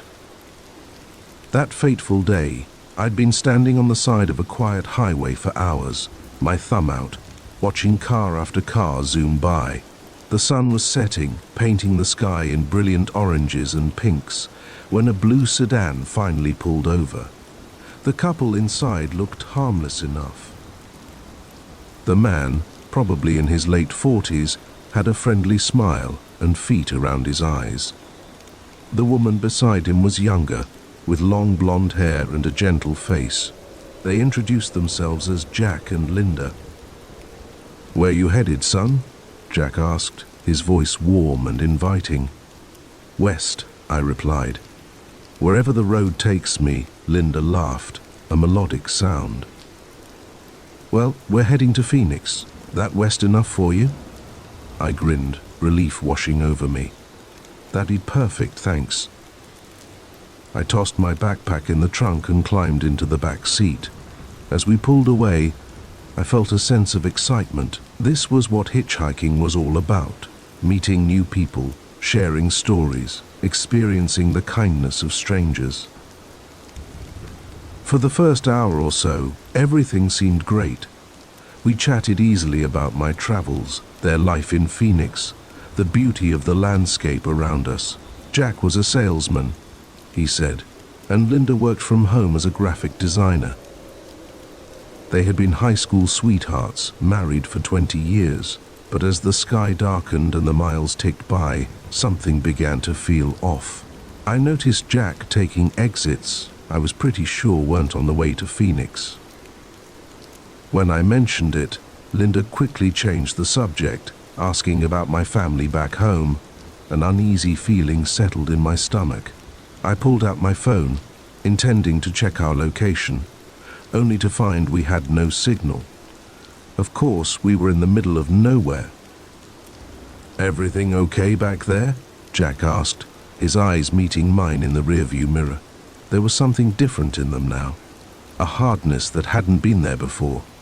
"Yeah," I lied, trying to keep my voice steady, just checking the time. Linda turned in her seat to face me, her smile no longer reaching her eyes. "You must be tired after all that walking. Why don't you get some rest? We'll wake you when we stop for gas." I nodded, pretending to settle in, but sleep was the last thing on my mind. I needed a plan. I needed to get out of this car. That's when I saw it. As Jack reached to adjust the radio, his jacket shifted, revealing the gun holstered at his side. My blood ran cold. This wasn't just a wrong turn or a misunderstanding. These people had intentions, and I was certain they weren't good. I forced myself to stay calm, to think. Jumping out of a moving car would be suicide. I had to wait for them to slow down, to stop. An opportunity would come. It had to. Hours passed, the landscape outside growing more desolate. We were deep in the desert now, red rocks and cacti replacing the grasslands we'd started in. Jack and Linda had grown quiet, occasionally exchanging looks that made my skin crawl. Finally, mercifully, I saw the glowing lights of a gas station in the distance. My heart leapt. This could be my chance. As we pulled up to the pump, I steeled myself. "Mind if I use the restroom?" I asked, trying to sound casual. Jack's eyes narrowed slightly, but he nodded. "Sure thing. Linda, why don't you go with him? I'll fill up the tank." My hopes deflated. They weren't going to let me out of their sight. Linda smiled, all sweetness and light. "Come on, honey, let's freshen up." As we walked towards the small convenience store, her hand on my arm felt like a vice. I glanced around desperately, looking for anyone who might help. But the station was deserted, save for a bored-looking clerk inside. In the grimy bathroom, I splashed water on my face, my mind racing. I could try to signal the clerk, But what if he was in on it? What if Jack saw and decided to cut his losses, to use that gun? When we returned to the car, Jack was leaning against it, smoking a cigarette. "All set?" he asked, an edge to his voice. I nodded, my mouth dry.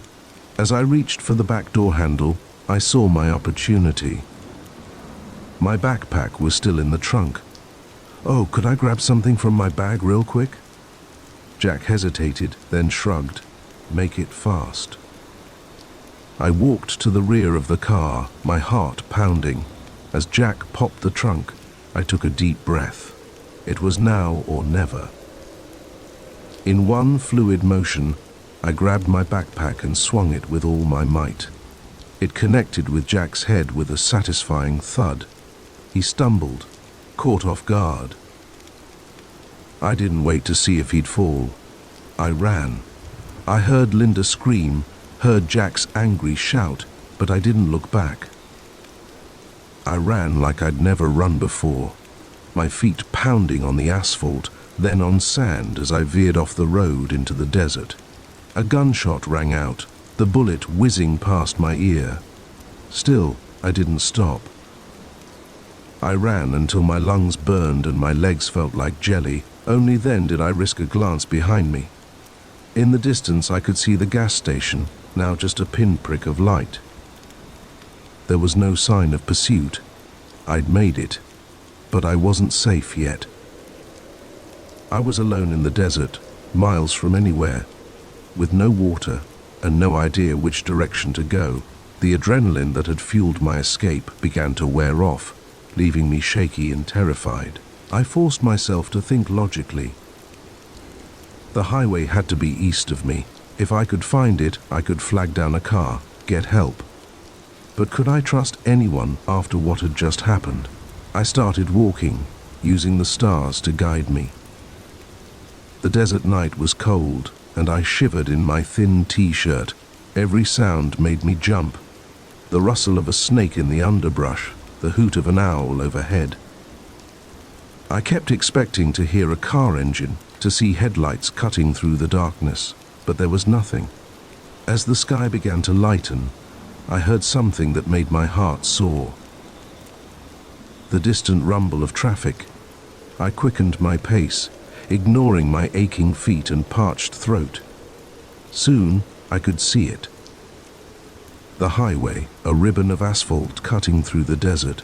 I stumbled onto the shoulder just as the sun was peeking over the horizon. A semi-truck appeared in the distance, and I waved my arms frantically. To my immense relief, it slowed and pulled over. The driver, a burly man with a salt and pepper beard, looked at me with concern. "You okay, kid? You look like you've been through hell." I nearly wept with relief. "Please," I croaked, my voice hoarse from thirst and fear. "I need help." Some people, they tried to. I couldn't finish the sentence, but I didn't need to. Understanding dawned in the driver's eyes.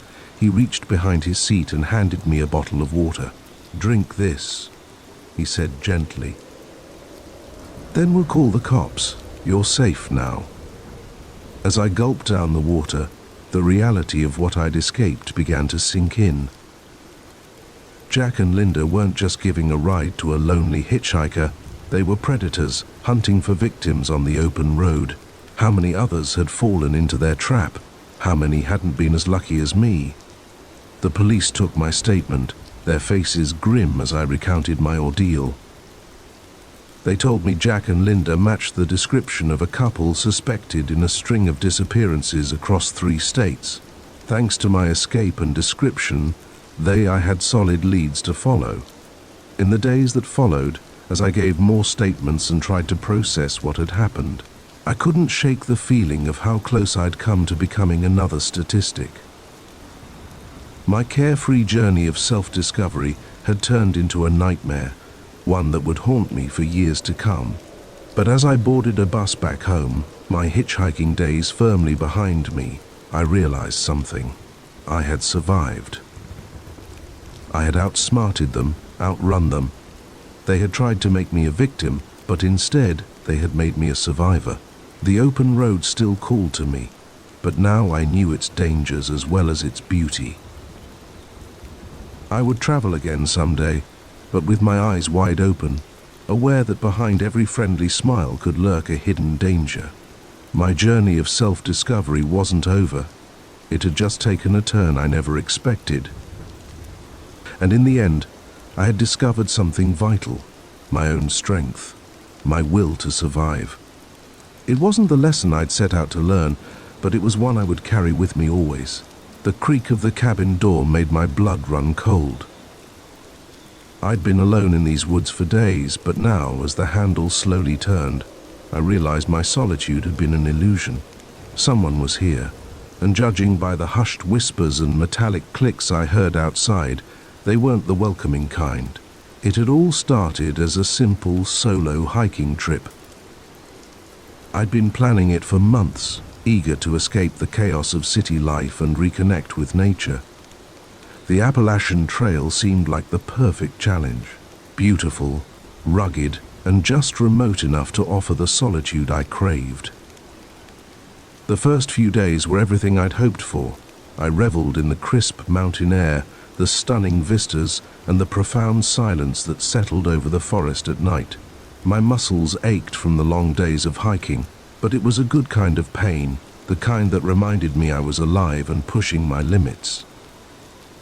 On the fourth day, the weather took a turn. Dark clouds rolled in, bringing with them a torrential downpour that showed no signs of letting up. I knew I needed to find shelter, and fast. That's when I spotted it, an old cabin, half hidden among the trees. At first I was relieved. The cabin looked abandoned, its windows dark and a thick layer of moss covering the roof. But it was sturdy, and more importantly, it was dry. I figured I could wait out the storm there and continue my journey once the rain passed. I approached cautiously, calling out a hello, just in case someone was home. When no answer came, I tested the door. To my surprise, it swung open easily, hinges creaking in protest. The interior was musty, but surprisingly well preserved. A thick layer of dust covered everything, but the furniture was intact. A small table with 2 chairs, a pot-bellied stove in the corner, and a narrow bed against the far wall. It looked like whoever had lived here had simply walked away one day and never returned. I set down my backpack and started to explore. There were a few old canned goods in the cupboards, their labels faded but still readable. A collection of dusty books lined a small shelf, mostly field guides and local history. It was clear that whoever had lived here had been a true outdoorsman. As the day wore on and the rain showed no signs of stopping, I decided to make the best of the situation. I got a fire going in the stove, its warmth driving away the damp chill. I even found an old deck of cards and spent the evening playing solitaire by candlelight. It was almost cozy. For the first time in days, I felt truly relaxed. The patter of rain on the roof and the crackling of the fire lulled me into a sense of security. I fell asleep that night, feeling safe and content. I woke the next morning to find the rain had stopped. But a thick fog had settled over the forest. Visibility was poor, and I knew trying to navigate the trail in these conditions would be foolish. I resigned myself to another day in the cabin, grateful for the shelter. It was mid-afternoon when I first noticed something odd.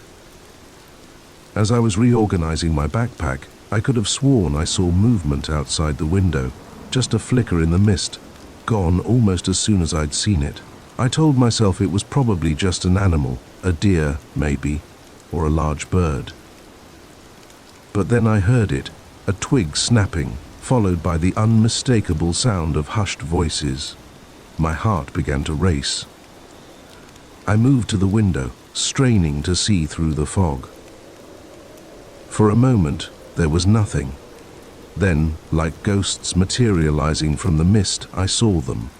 3 figures, moving with purpose towards the cabin. Panic set in. Who were they? What did they want? My mind raced through possibilities, each more terrifying than the last. Lost hikers wouldn't move with such stealth. Rangers would announce themselves. No, these people, whoever they were, didn't want to be seen. I looked around frantically for a place to hide. The cabin was small, with few options. Under the bed, too obvious. The cupboards, too small. My eyes landed on a hatch in the ceiling I hadn't noticed before. An attic. With shaking hands, I pulled down the ladder and climbed up, pulling my backpack after me. I just managed to close the hatch when I heard them at the door, the creak of hinges. Footsteps on the wooden floor. Then, voices. "Somebody's been here," a gruff male voice said. "Fire's still warm. Check outside." Another voice, female this time. Make sure they didn't just step out. I held my breath, afraid even the sound of my heartbeat might give me away. Through gaps in the floorboards, I could see them moving around below. 3 of them, just as I'd seen outside. 2 men and a woman, all dressed in dark clothing. "Bag here," the second man said. "Hiker, probably." "Shit," the woman hissed. "If they made it this far." "We'll find them," the first man assured her. "Can't have anyone stumbling onto our operation. Boss would have our heads." Operation? My mind reeled. What had I stumbled into? They continued to search the cabin, rifling through my belongings. I watched, helpless, as they went through my wallet, looking at my ID. "Sarah Jenkins," the woman read aloud. "Got an address in Boston. Long way from home, aren't you, Sarah?" I bit my lip to keep from making a sound. They knew my name. They knew where I lived. The gravity of my situation hit me like a physical blow. These weren't just criminals I'd stumbled upon. They were dangerous, and they now saw me as a threat. "We'll need to move everything," the first man said. "Can't risk her finding her way back here and bringing the cops." "What about the girl?" the second man asked. There was a long pause. My blood ran cold as I waited for the answer. "We find her," the woman said finally, her voice hard. "And we make sure she never tells anyone what she saw." They continued to talk, discussing plans to search the surrounding area. I remained frozen in the attic, scarcely daring to breathe. Hours passed. At some point they left the cabin, but I was too afraid to move, certain they were still out there, searching. As night fell, I heard them return. They spoke in low voices, frustrated by their lack of success in finding me. They decided to sleep in shifts in order to catch me if I tried to return in the night. I knew I couldn't stay in the attic forever. Sooner or later they'd think to look up here, or I'd make a noise and give myself away. I had to escape. But how? The answer came to me as I listened to the sound of gentle snoring below. 2 asleep, 1 awake. It was the best chance I was going to get. Moving as silently as I could, I eased open the attic hatch. The cabin was dark, lit only by the faint glow of dying embers in the stove. I could make out 2 figures on the bed and a third silhouette by the window. I took a deep breath, steeling myself. It was now or never. I dropped from the attic, landing as softly as I could. The figure by the window whirled around, but I was already moving. I grabbed the cast iron pan from the stove and swung with all my might. There was a sickening thud, and the figure crumpled. The noise woke the others, but I was already at the door. I burst out into the night, my legs pumping furiously as I ran blindly into the forest. Behind me, I could hear shouts and the crash of underbrush as they gave chase. I ran like I'd never run before, ducking under branches and leaping over fallen logs. My lungs burned and my legs screamed in protest. but fear kept me going. I don't know how long I ran. It felt like hours. Eventually, the sounds of pursuit faded, replaced by the normal nighttime noises of the forest. Still, I didn't stop. I couldn't risk it. As the first light of dawn began to filter through the trees, I finally allowed myself to slow down. I was lost, exhausted, and terrified, but I was alive. It took 2 more days of cautious travel before I found my way to a ranger station. The authorities were skeptical of my story at first, but a search of the area revealed evidence that corroborated my account. The cabin, and when they found it, had been cleared out. But traces remained of what the police called an insignificant illegal operation. As I gave my statement and tried to come to terms with what had happened, I couldn't shake the feeling of how close I'd come to becoming another statistic, another mysterious disappearance in the vast wilderness. My peaceful hiking trip had turned into a nightmare, one that would haunt me for years to come. But as I boarded the bus back to Boston, I realized something. I had survived.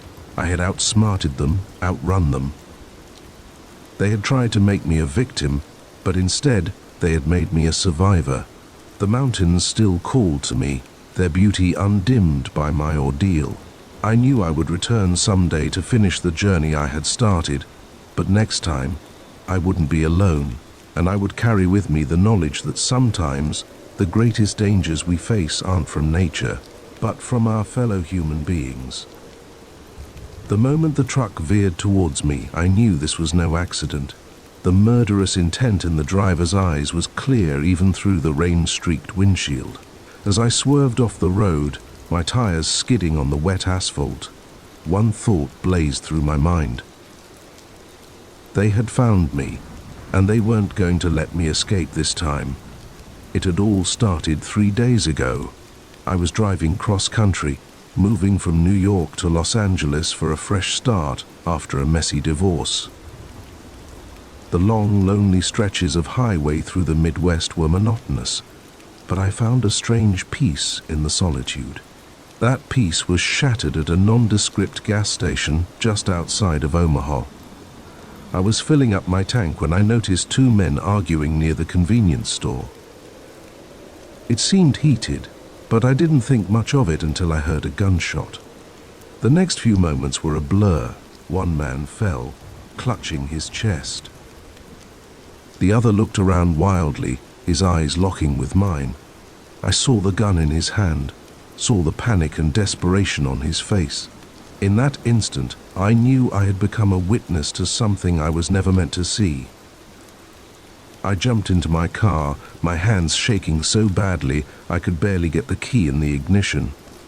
As I peeled out of the gas station, I saw the man running towards me in my rearview mirror. I hit the highway doing 90, my heart pounding in my chest. For the next few hours, I drove like a woman possessed, constantly checking my mirrors, sure that at any moment I'd see a car in pursuit. When I finally allowed myself to slow down, I realized the gravity of my situation. I had witnessed a murder, and the killer had seen me. I was the only thing standing between him and freedom. I debated going to the police, but fear held me back. What if they didn't believe me? What if the killer had connections? People who could find me even if I went into protective custody. Paranoia, fueled by too many crime dramas and my own terrified imagination, made every option seem dangerous. So I kept driving, pushing on through the night, through 3 states. I avoided main highways, sticking to back roads in small towns. I paid for everything in cash, used fake names at motels, and kept my interactions with people to a minimum. By the 3rd day, exhaustion was taking its toll. The constant vigilance, the lack of sleep, the gnawing fear in my gut. It was all becoming too much. I knew I couldn't keep this up forever. I needed to make a decision to find help. That's when I saw the truck. At first, I thought nothing of it, just another vehicle on the road. But as the miles ticked by, I noticed it was always there, a few cars back, never getting closer, but never falling behind either. Paranoia flared. Was I imagining things? Had lack of sleep made me jumpy? I took a random exit, hard in my throat as I watched my rearview mirror. The truck followed. Panic set in. I accelerated, weaving through the light traffic on the county road. The truck kept pace, getting closer now, no longer trying to hide its pursuit. Rain started to fall, fat drops splattering against my windshield. I turned on my wipers, my knuckles white on the steering wheel. That's when the truck made its move, pulling up alongside me. I risked a glance over, and my blood ran cold.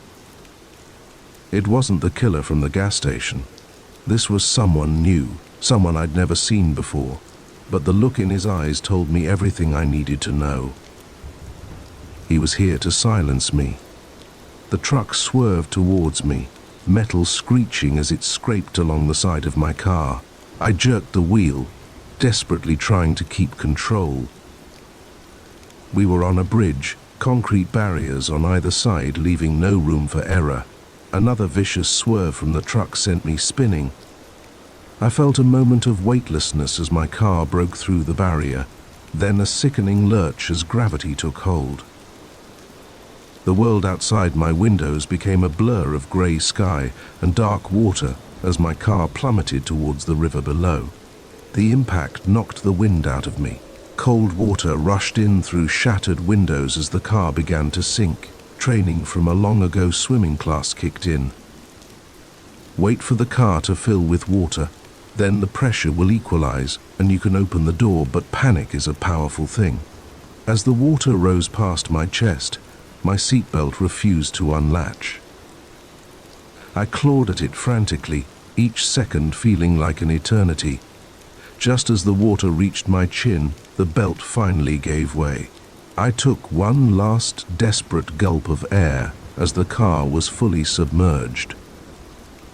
The pressure inside equalized, and I managed to force the door open.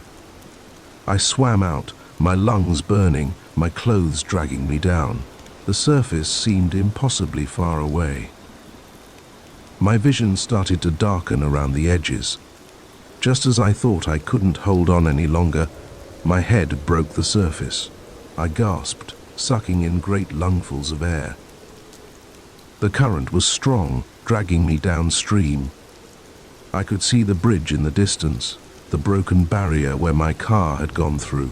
There was no sign of the truck or its driver. I managed to make it to the shore, dragging myself out of the water on trembling limbs. I collapsed on the muddy bank, coughing and shivering. I was alive, but I knew this was far from over. As the adrenaline wore off, the reality of my situation sank in. I was miles from anywhere, soaking wet, with no car, no phone, and no idea who was after me or why. The killer from the gas station was bad enough, but now there were others involved. This was bigger than I had imagined. I couldn't stay here.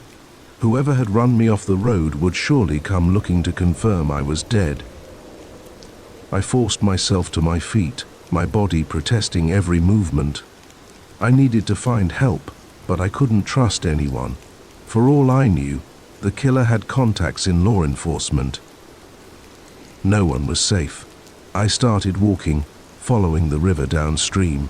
My wet clothes clung to me, chafing with every step. The rain had stopped, but a cold wind had picked up, cutting through my sodden jacket. I hugged myself for warmth, trying to ignore the tremors that racked my body. As night fell, the full moon provided just enough light to navigate by. I stuck to the cover of trees along the riverbank, jumping at every snapping twig or rustle of leaves. My mind raced, trying to piece together what was happening. Who were these people? Why were they so desperate to silence me? What had I stumbled into? After what felt like hours of walking, I saw lights in the distance. A small town nestled in the valley. Civilization, and with it, the promise of help, but also the threat of discovery. I approached cautiously, sticking to shadows. The town was small, just a main street with a handful of businesses and houses. A diner on the corner was still open, warm lights spilling out onto the sidewalk. My stomach growled, reminding me I hadn't eaten in nearly a day, but food would have to wait. I needed information and a way out of here. My eyes landed on a small building across the street, the local library. It wasn't much, but it was a start. Breaking in was easier than I expected. Small towns and their trusting nature. The window latch was flimsy, giving way with minimal effort. I slipped inside, praying there was no alarm system. The computer at the front desk was ancient, but it worked.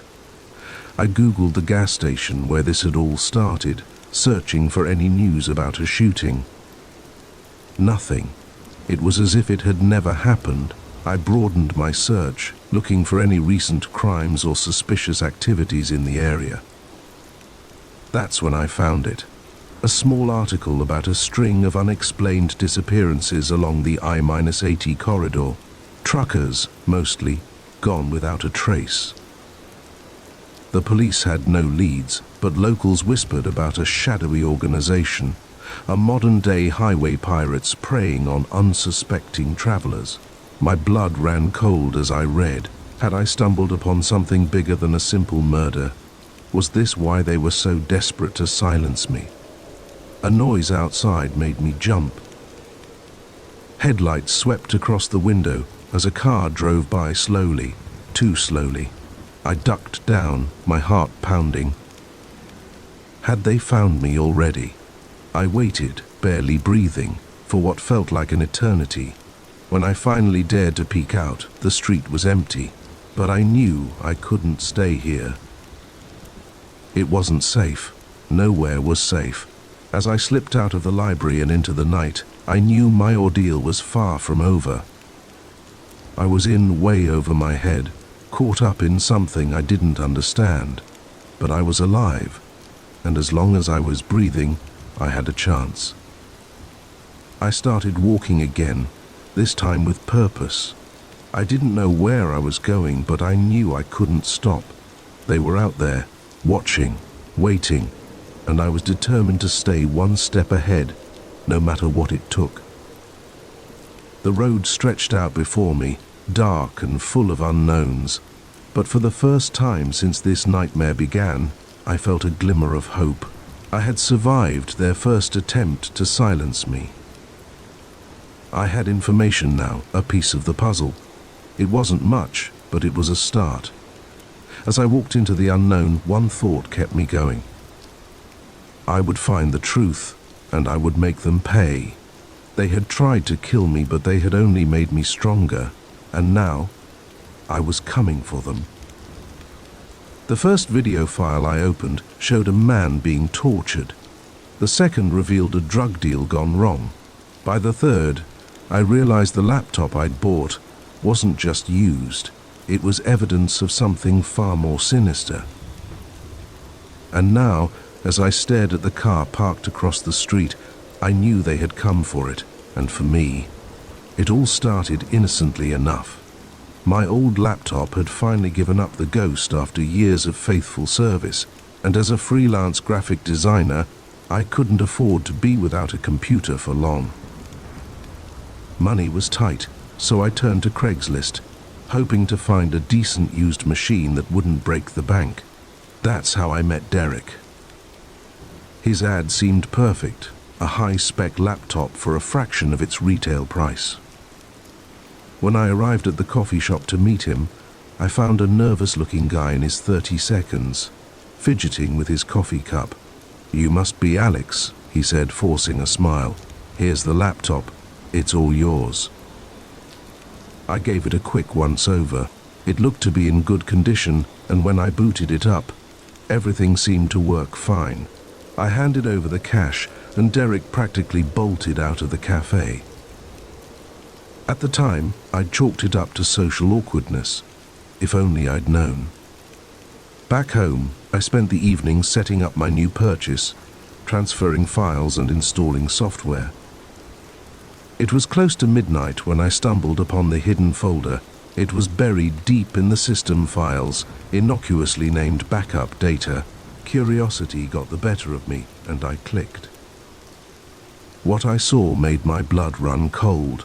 Video files, hundreds of them, with names like Warehouse Pickup 03 and Johnson's Interrogation. My finger hovered over the mouse, a voice in my head screaming not to open them. But I had to know. The first video started playing, and I felt the bile rise in my throat.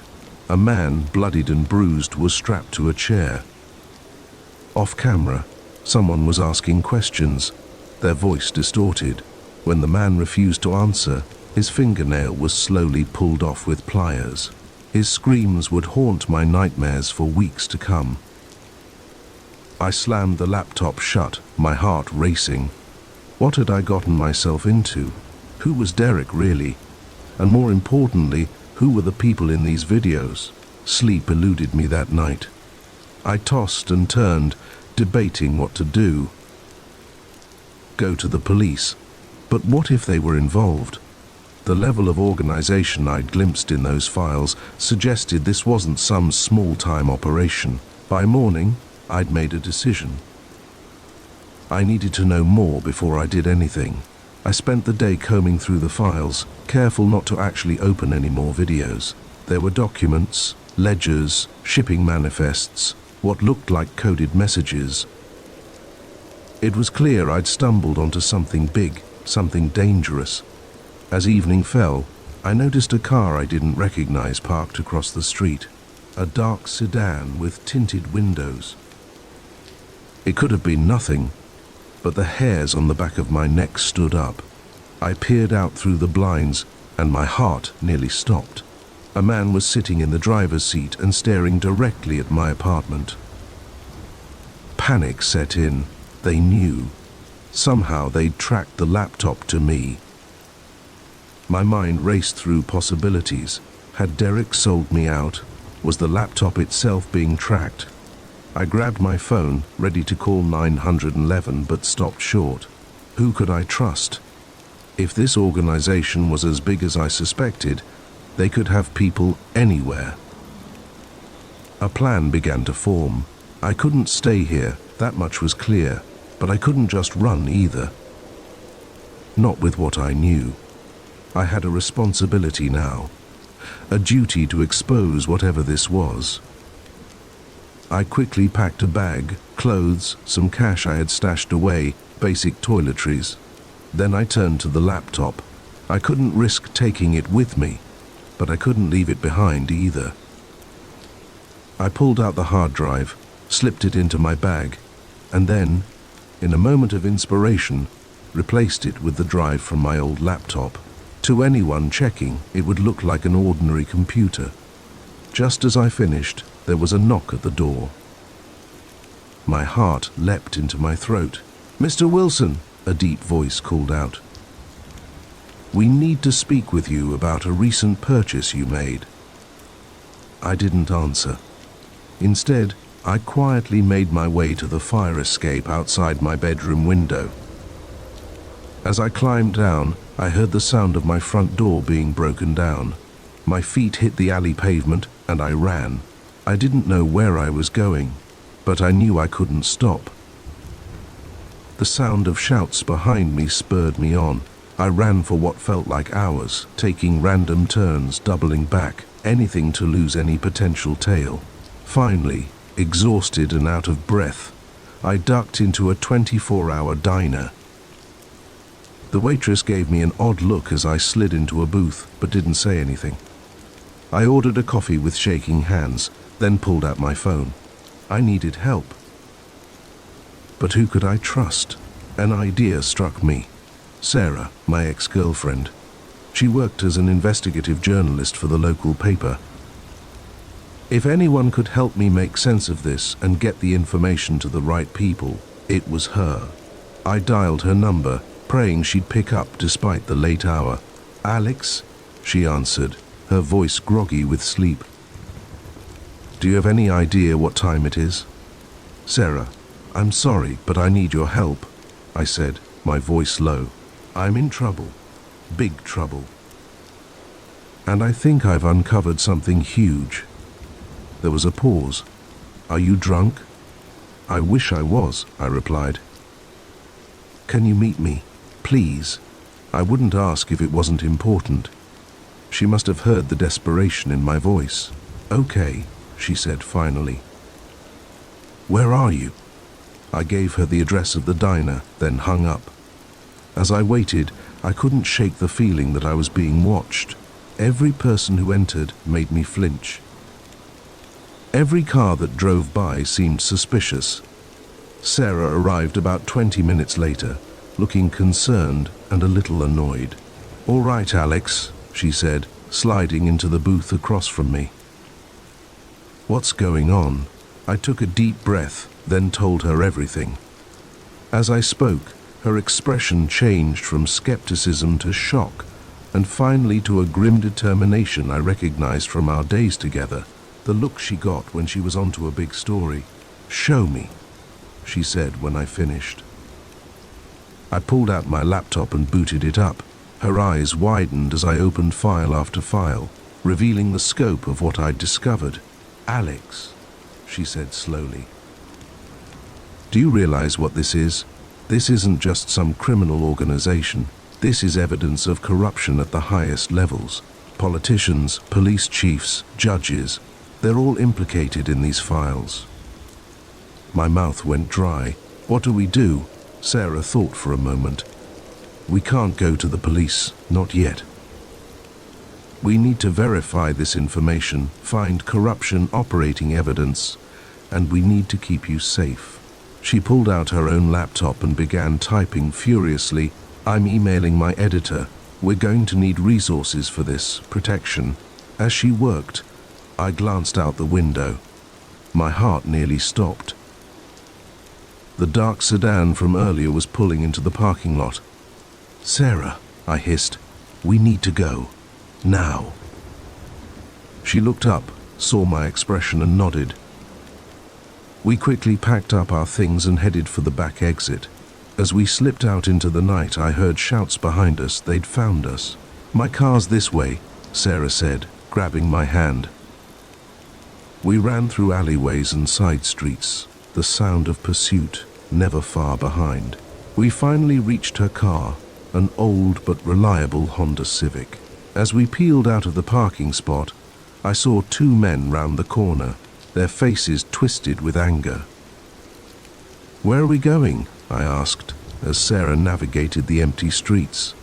I have a cabin upstate, she replied, her eyes on the road. It's off the grid. We'll be safe there while we figure this out. As the city lights faded behind us and the highway stretched out ahead, I felt a mix of fear and exhilaration. In the span of 24 hours, my life had been turned upside down. I was a fugitive, running from shadowy forces I didn't fully understand. But I wasn't alone, and for the first time since this all began, I felt a glimmer of hope. Whatever I'd stumbled into, whatever dangers lay ahead, I knew one thing for certain: the truth would come out. It had to. As dawn broke over the horizon, painting the sky in hues of pink and gold, I made a silent vow. I would see this through no matter the cost.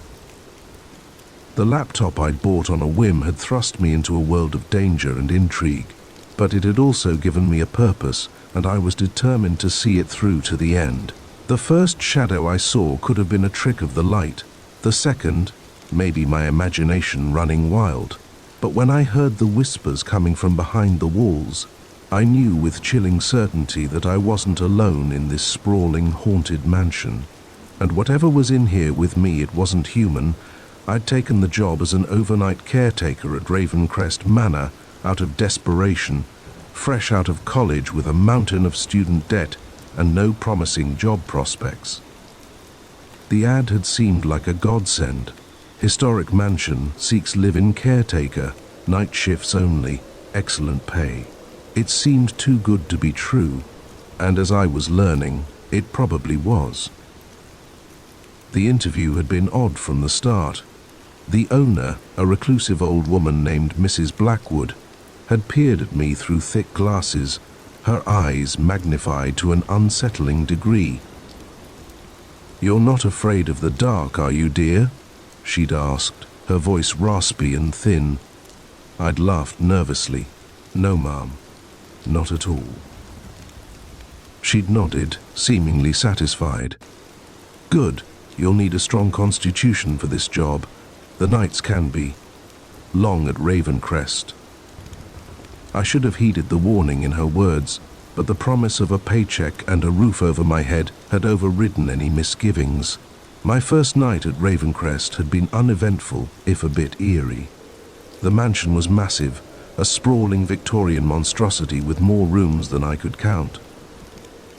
My duties were simple: patrol the halls, ensure all doors and windows were locked, and report any disturbances.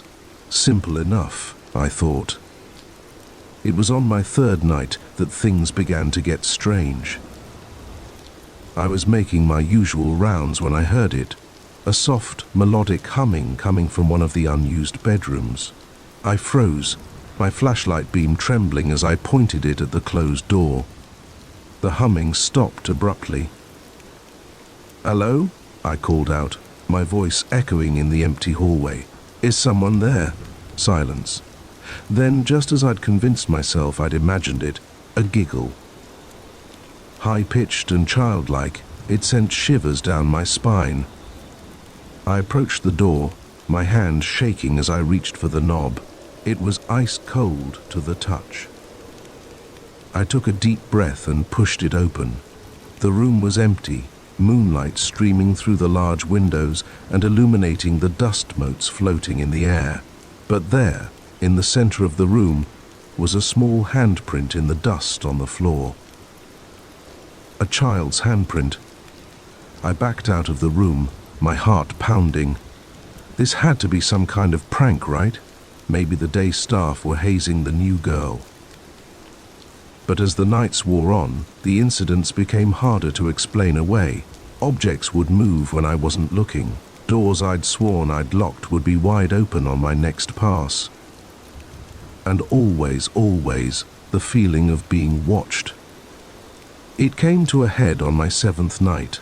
I was in the mansion's vast library, reshelving some books that had mysteriously ended up on the floor. As I reached up to place a heavy tome on the top shelf, I felt something brush against my leg. I looked down, expecting to see a mouse or maybe one of the mansion's many stray cats. Instead, I saw a small, pale hand reaching out from behind a bookcase. I stumbled back, books clattering to the floor around me. The hand retreated, and I heard that same childlike giggle from before, this time accompanied by the patter of small feet running away. "This isn't funny," I shouted, my voice cracking with fear. "Whoever's doing this, come out now." The only response was the creaking of the old house settling. I ran from the library, no longer caring about my duties or my job. I just wanted out. But as I reached the main foyer, I saw something that stopped me in my tracks. A figure stood at the top of the grand staircase. It was Mrs. Blackwood, but not as I'd seen her before. She looked younger somehow. Her hair was black instead of grey, her posture straight and regal. "Leaving so soon, my dear?" she asked, her voice echoing strangely in the cavernous space. "What's going on here?" I demanded, trying to keep the tremor out of my voice. "What is this place?" She smiled, and in that moment, she didn't look human at all. Ravencrest has always attracted the young and the desperate. It feeds on them, you see. Their fear, their vitality. As she spoke, more figures began to appear. Children in old-fashioned clothes, their eyes hollow and dark.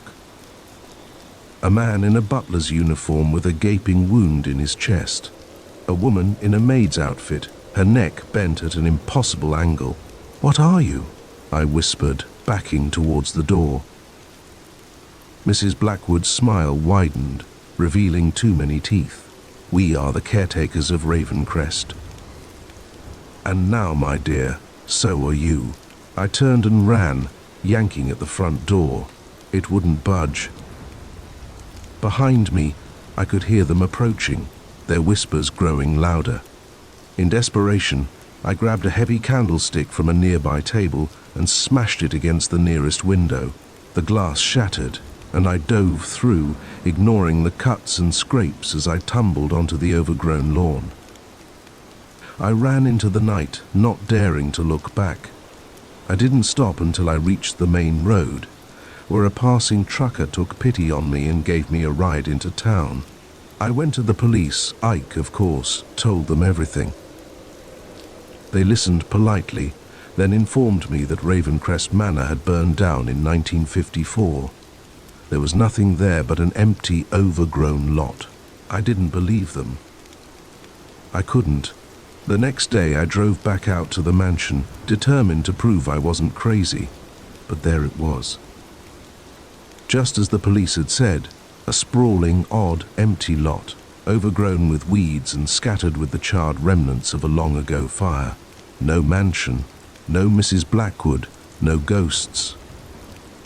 As I stood there, trying to reconcile what I was seeing with what I knew I had experienced, I felt a chill run down my spine. There, in the tall grass, was a glint of something metallic. I approached cautiously, my heart in my throat. It was the candlestick, the one I'd used to break the window. It lay there, impossible and undeniable, a piece of evidence from a place that supposedly didn't exist. I left it there, too afraid to touch it.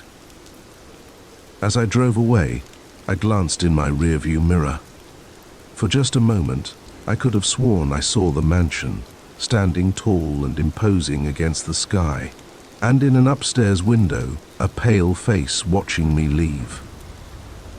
I never went back to Ravencrest.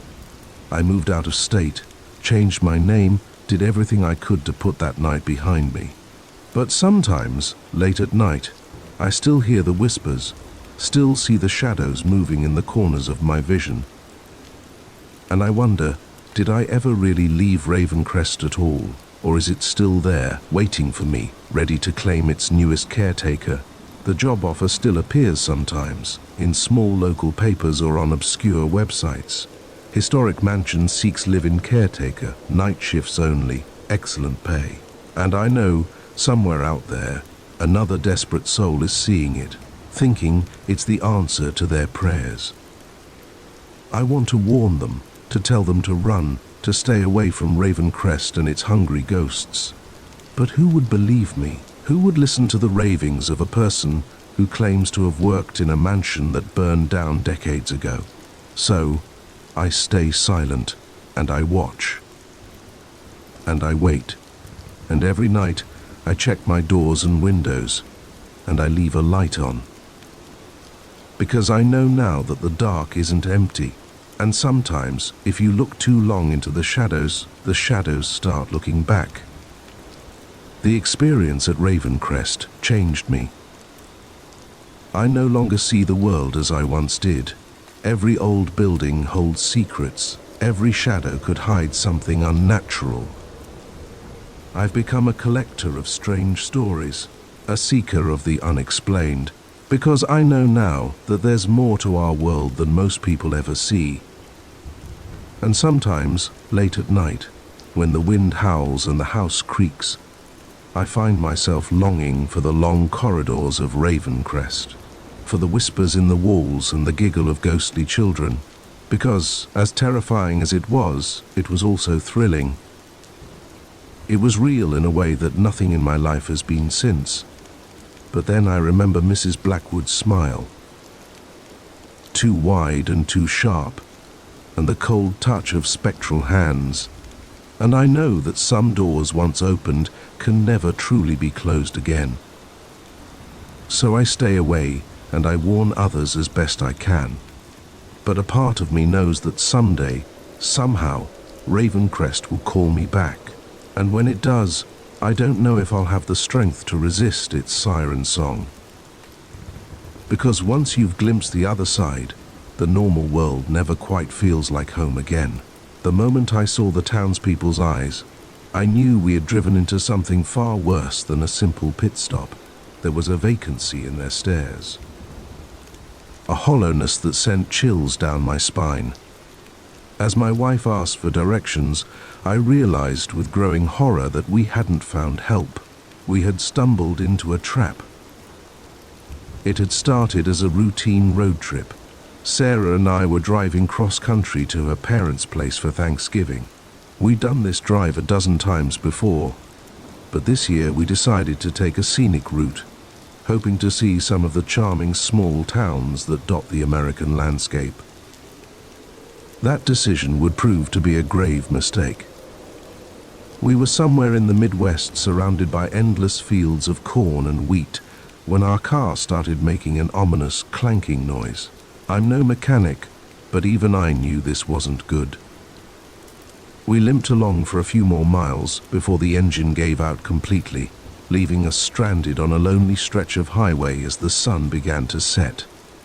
"There's got to be a town nearby," Sarah said, peering at her phone, "but I'm not getting any signal out here."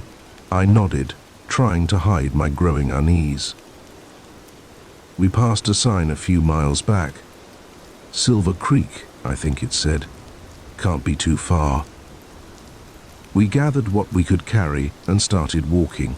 The November air was crisp, and a light fog had begun to roll in, obscuring the road ahead. As we walked, the silence struck me. No crickets, no rustling of small animals in the grass, just our footsteps and the occasional gust of wind.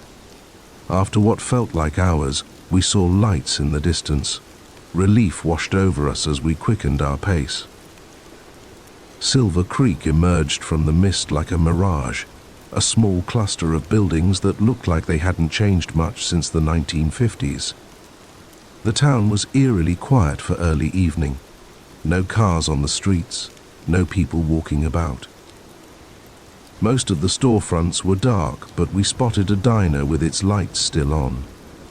"Thank God," Sarah muttered. "Maybe they have a phone we can use." As we approached the diner, I couldn't shake the feeling that something was off. The neon open sign flickered erratically, and through the windows I could see a few patrons sitting unnaturally still in their booths. The bell above the door jangled as we entered, the sound impossibly loud in the quiet diner. Every head turned to look at us, moving in perfect unison. Their eyes, there was something wrong with their eyes. They were glassy, unfocused, like those of a taxidermied animal. Hi," Sarah said, her voice wavering slightly. "Our car broke down a few miles back. Could we use your phone to call a tow truck?" For a long moment, no one moved or spoke. Then, as if someone had flipped a switch, they all smiled. It wasn't a warm or welcoming smile.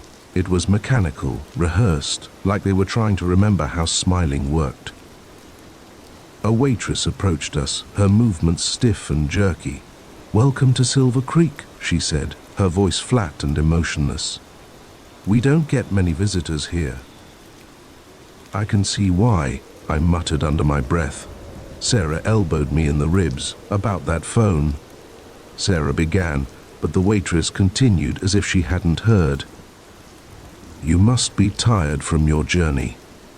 Why don't you sit down, have some pie?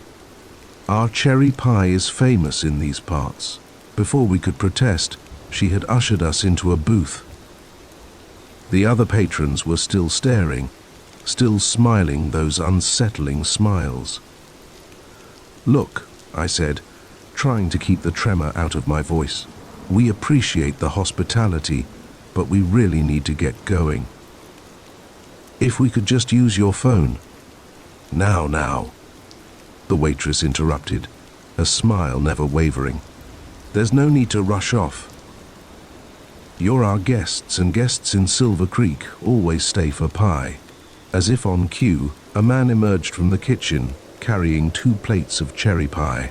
He set them down in front of us with robotic precision. Sarah and I exchanged glances. Something was very, very wrong here.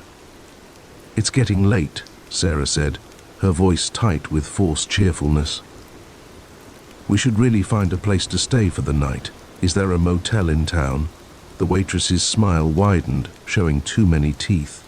"Oh, we have plenty of room for you here. Silver Creek always has room for new residents."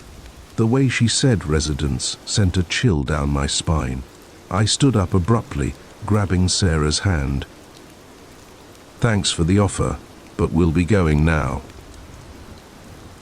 As we moved towards the door, the other patrons stood up in unison.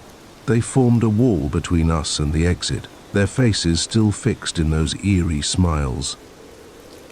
"Now, don't be rude," the waitress said, all pretense of friendliness gone from her voice. "You haven't even tried the pie." I looked around frantically for another way out. "The kitchen. If we could just get through there, maybe we could find a back door." "Run," I whispered to Sarah. Then, louder, "Look, a UFO." It was a desperate ploy, but it worked. For just a second, every head in the diner turned to look out the window. That second was all we needed. We bolted for the kitchen, shoving past the startled cook. Behind us, I could hear the sound of chairs scraping against the floor as our pursuers gave chase. The kitchen was a maze of stainless steel and hanging utensils. We dodged around prep tables and vats of bubbling liquid that I was pretty sure wasn't soup. At the back, just as I'd hoped, was a door-marked exit. I slammed into it with my shoulder, and we burst out into the cool night air. But our relief was short-lived. The entire town seemed to have awakened. Figures were emerging from every building, all moving towards us with that same unnatural gait. "This way," Sarah hissed, pulling me towards a narrow alley between two buildings. We ran, our feet pounding on the pavement, the sound of pursuit growing louder behind us. The alley opened up onto another street, but it was no use. They were everywhere, closing in from all sides. Their faces were all the same now, blank, emotionless, with those terrifyingly vacant eyes. "What do they want?" Sarah gasped as we backed up against a wall. As if in answer, the crowd parted and a figure stepped forward. It was an old man, his back hunched, leaning heavily on a cane. Unlike the others, his eyes were sharp and alert. "Welcome, travelers," he said, his voice surprisingly strong. "We've been waiting for you. What is this place?" I demanded. "What do you want from us?" The old man chuckled, a dry, rattling sound. "Silver Creek has always been here, waiting for lost souls like yourselves. We need new blood, you see, new minds to join our community." As he spoke, I noticed something odd. The other townspeople were changing. Their skin was becoming translucent, their features blurring. They looked less and less human with each passing second. "You're not really people, are you?" Sarah whispered, horror dawning on her face. The old man's smile widened impossibly. "We were once, but Silver Creek changed us, improved us, and now, it's your turn." He raised his cane, and the crowd surged forward. I felt cold hands grabbing at me, pulling me down. Sarah's scream was cut short as she was engulfed by the mass of not quite human bodies. I fought, clawing and kicking, but there were too many. As I felt my consciousness slipping away, I saw the old man standing over me, his form shimmering and changing. "Welcome home," he said, and then everything went black. I don't know how long I was out. When I came to, I was lying in a bed in what looked like a quaint country inn. Sarah was next to me, still unconscious. For a moment, I thought it had all been a terrible dream. Then I caught sight of my reflection in the mirror across the room. My eyes, they were different, glassy, unfocused, like those of a taxidermied animal. I tried to scream, but my mouth wouldn't cooperate. Instead, it curved into a wide, unnatural smile. Through the window, I could see the sun rising over Silver Creek. It looked like a perfect small town now, straight out of a Norman Rockwell painting. And I knew, with a certainty that chilled me to my core, that Sarah and I would be greeting the next lost travelers who stumbled into our little slice of Americana. Welcome to Silver Creek, where everyone smiles and no one ever leaves. The instant I saw my motorcycle disappear around the corner, I knew I'd made a catastrophic mistake. The sick feeling in my stomach wasn't just about losing my prized possession. It was the chilling realization that I had invited a predator into my life, and now he knew exactly where I lived. It had started innocently enough. I'd decided to sell my beloved Harley-Davidson, a decision born more out of financial necessity than desire. The bike had been my companion through countless road trips and late-night rides, but mounting bills and a recent layoff meant sacrifices had to be made. I posted an ad online, complete with photos and a detailed description. Within hours, I received a message from a guy named Mike. He seemed genuine, asking intelligent questions about the bike's history and maintenance. We arranged to meet the next day for him to take a look. When Mike arrived, he looked the part of a seasoned rider, leather jacket, well-worn boots, and a knowledgeable glint in his eye as he circled the bike. We chatted easily about motorcycles and the open road. For a moment, I even felt a pang of regret about selling. "Mind if I take her for a spin?" Mike asked, his hand resting on the handlebar just around the block to get a feel for her. I hesitated. It wasn't an unusual request when buying a bike, but something in my gut twinged.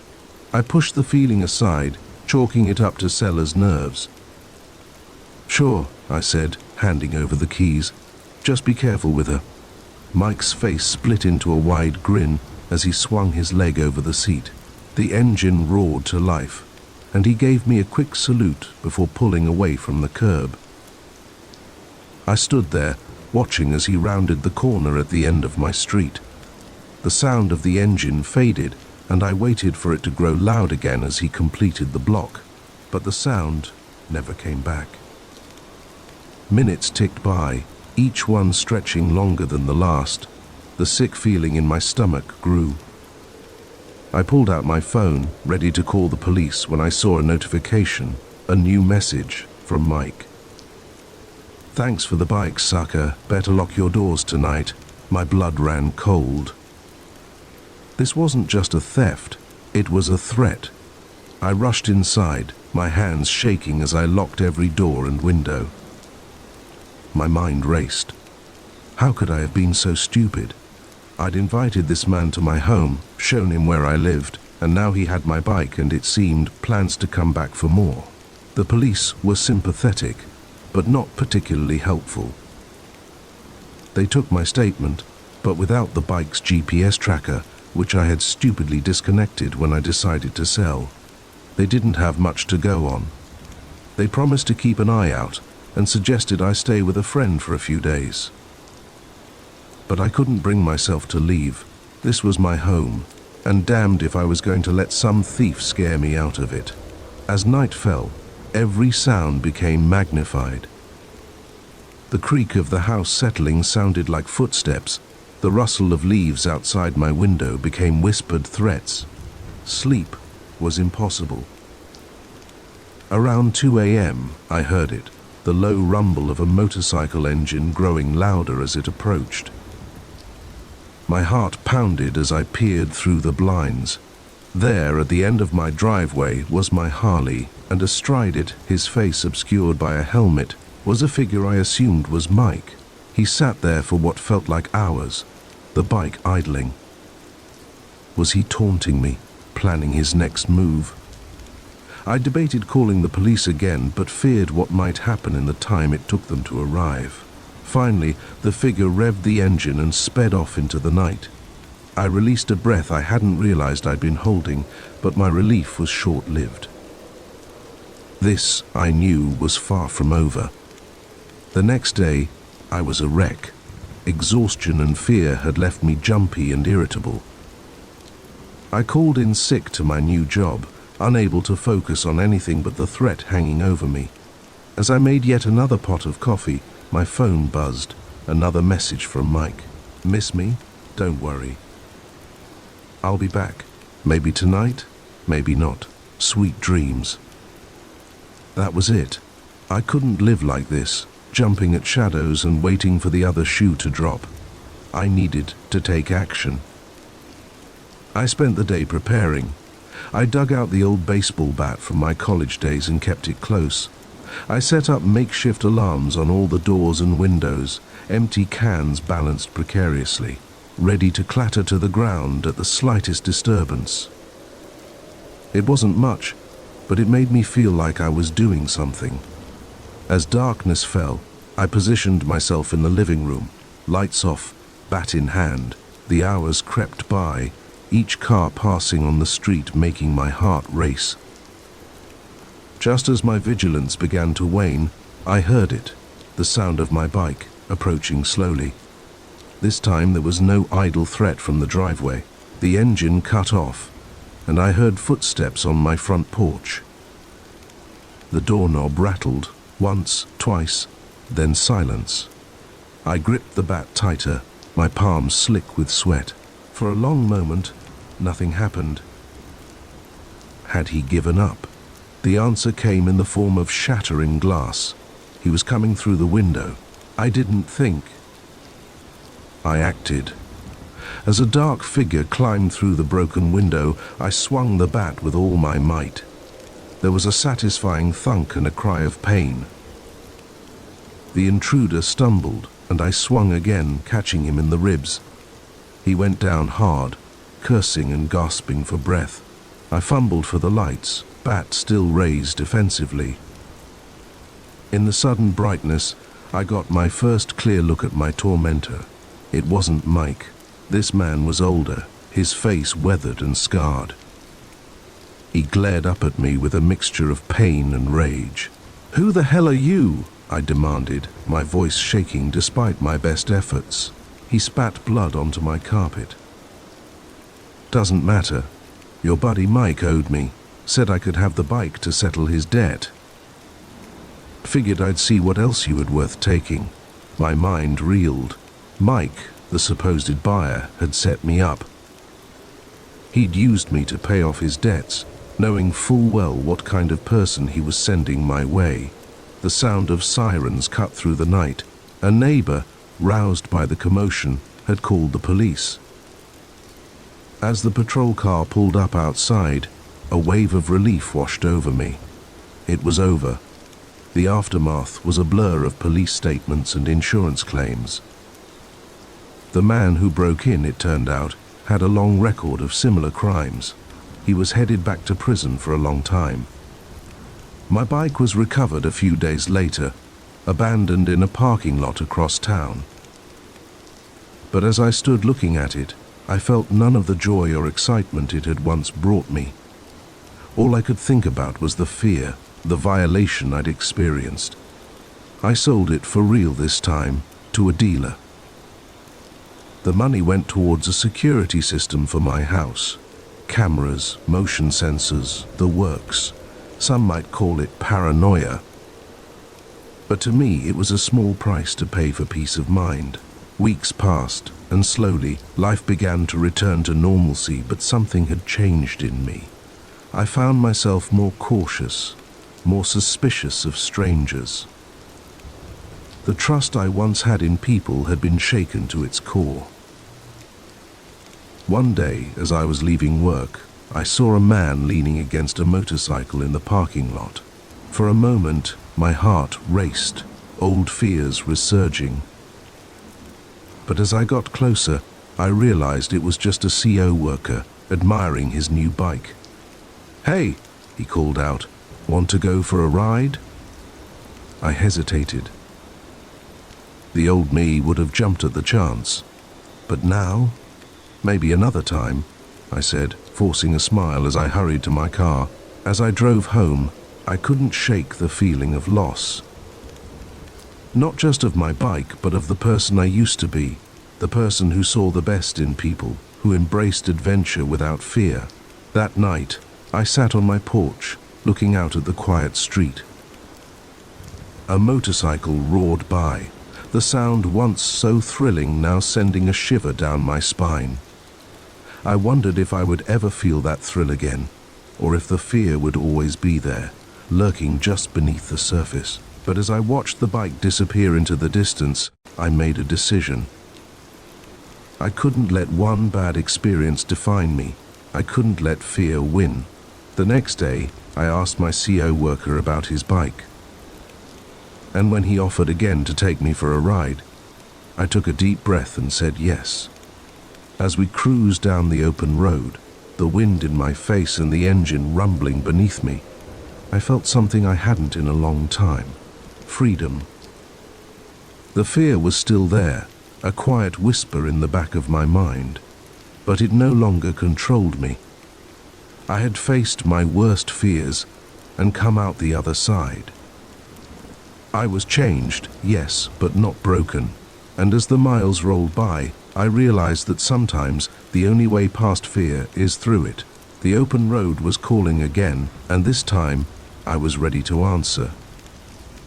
The moment we heard the first scream echoing through the cave system, I knew our simple hiking trip had just become a fight for survival.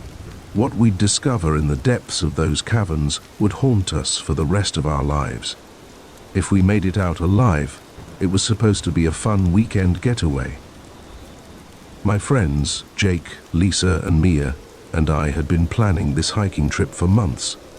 We were all experienced outdoors enthusiasts, but none of us had ever explored the infamous Shadowmere caves. The local legends surrounding the cave system had always intrigued us, tales of mysterious disappearances and strange noises in the night. We'd laugh them off as campfire stories meant to scare tourists. How wrong we were. The hike to the cave entrance was uneventful, filled with the usual banter and excitement of friends on an adventure. The weather was perfect, warm sunshine filtering through the dense forest canopy. As we approached the yawning mouth of the main cavern, a cool breeze carried the musty scent of damp earth and ancient stone. "Well, this is it," Jake said, his voice tinged with a mix of excitement and apprehension. "Shadowmere Caves, last chance to back out." Lisa rolled her eyes. "Don't tell me you're buying into those silly ghost stories, Jake." "Of course not," he replied, a bit too quickly. "I'm just saying, it's not too late to hit that brewery in town instead." Mia was already pulling out her headlamp. "No way. We didn't come all this way to chicken out now. Come on, let's go." I nodded in agreement, ignoring the slight twinge of unease in my gut.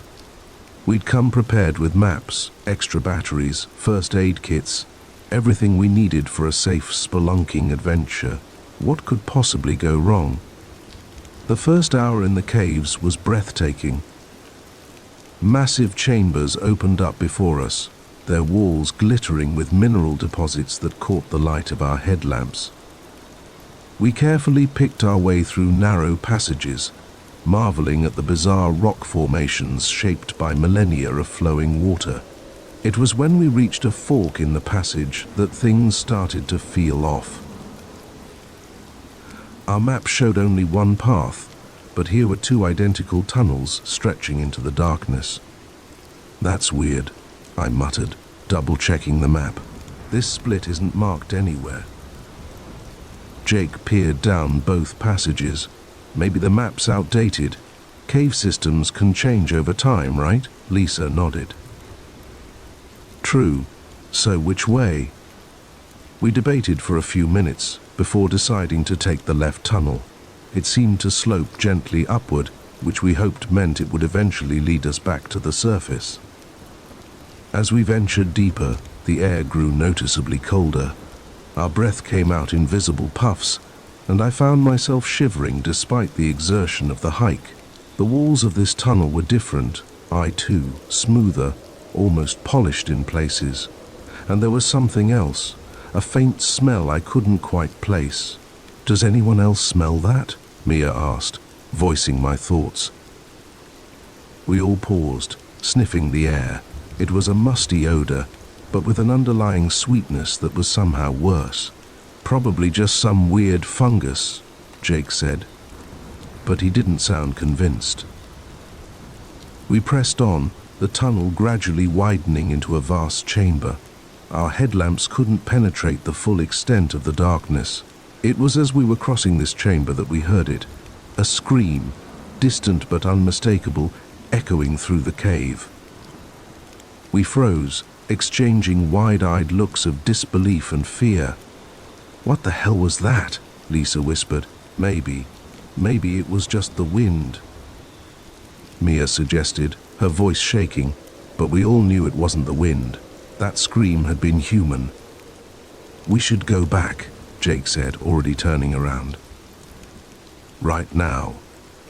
I was about to agree when we heard it again, closer this time.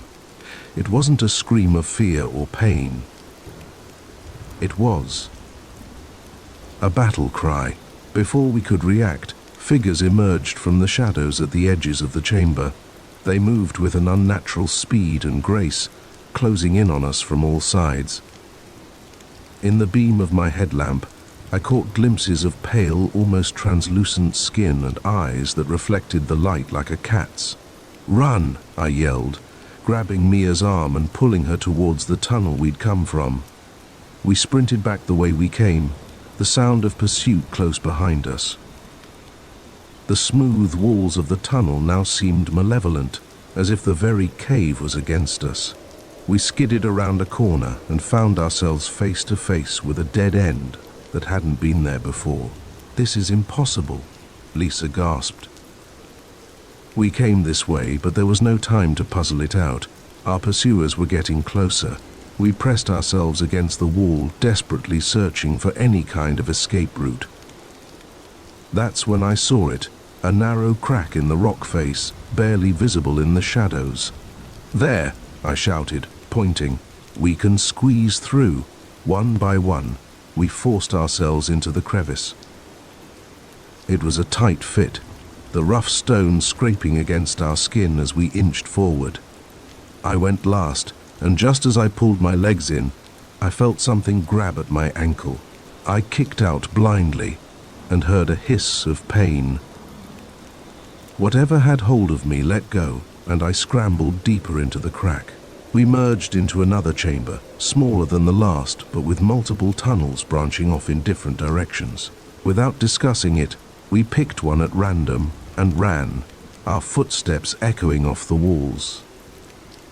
After what felt like hours of frantic flight, we finally stopped to catch our breath. The sounds of pursuit had faded, but the oppressive silence that replaced it was almost worse. What were those things?" Mia panted, her face pale in the glow of our headlamps. Nobody had an answer. We were lost, hunted, in a cave system that seemed to defy the laws of nature and logic.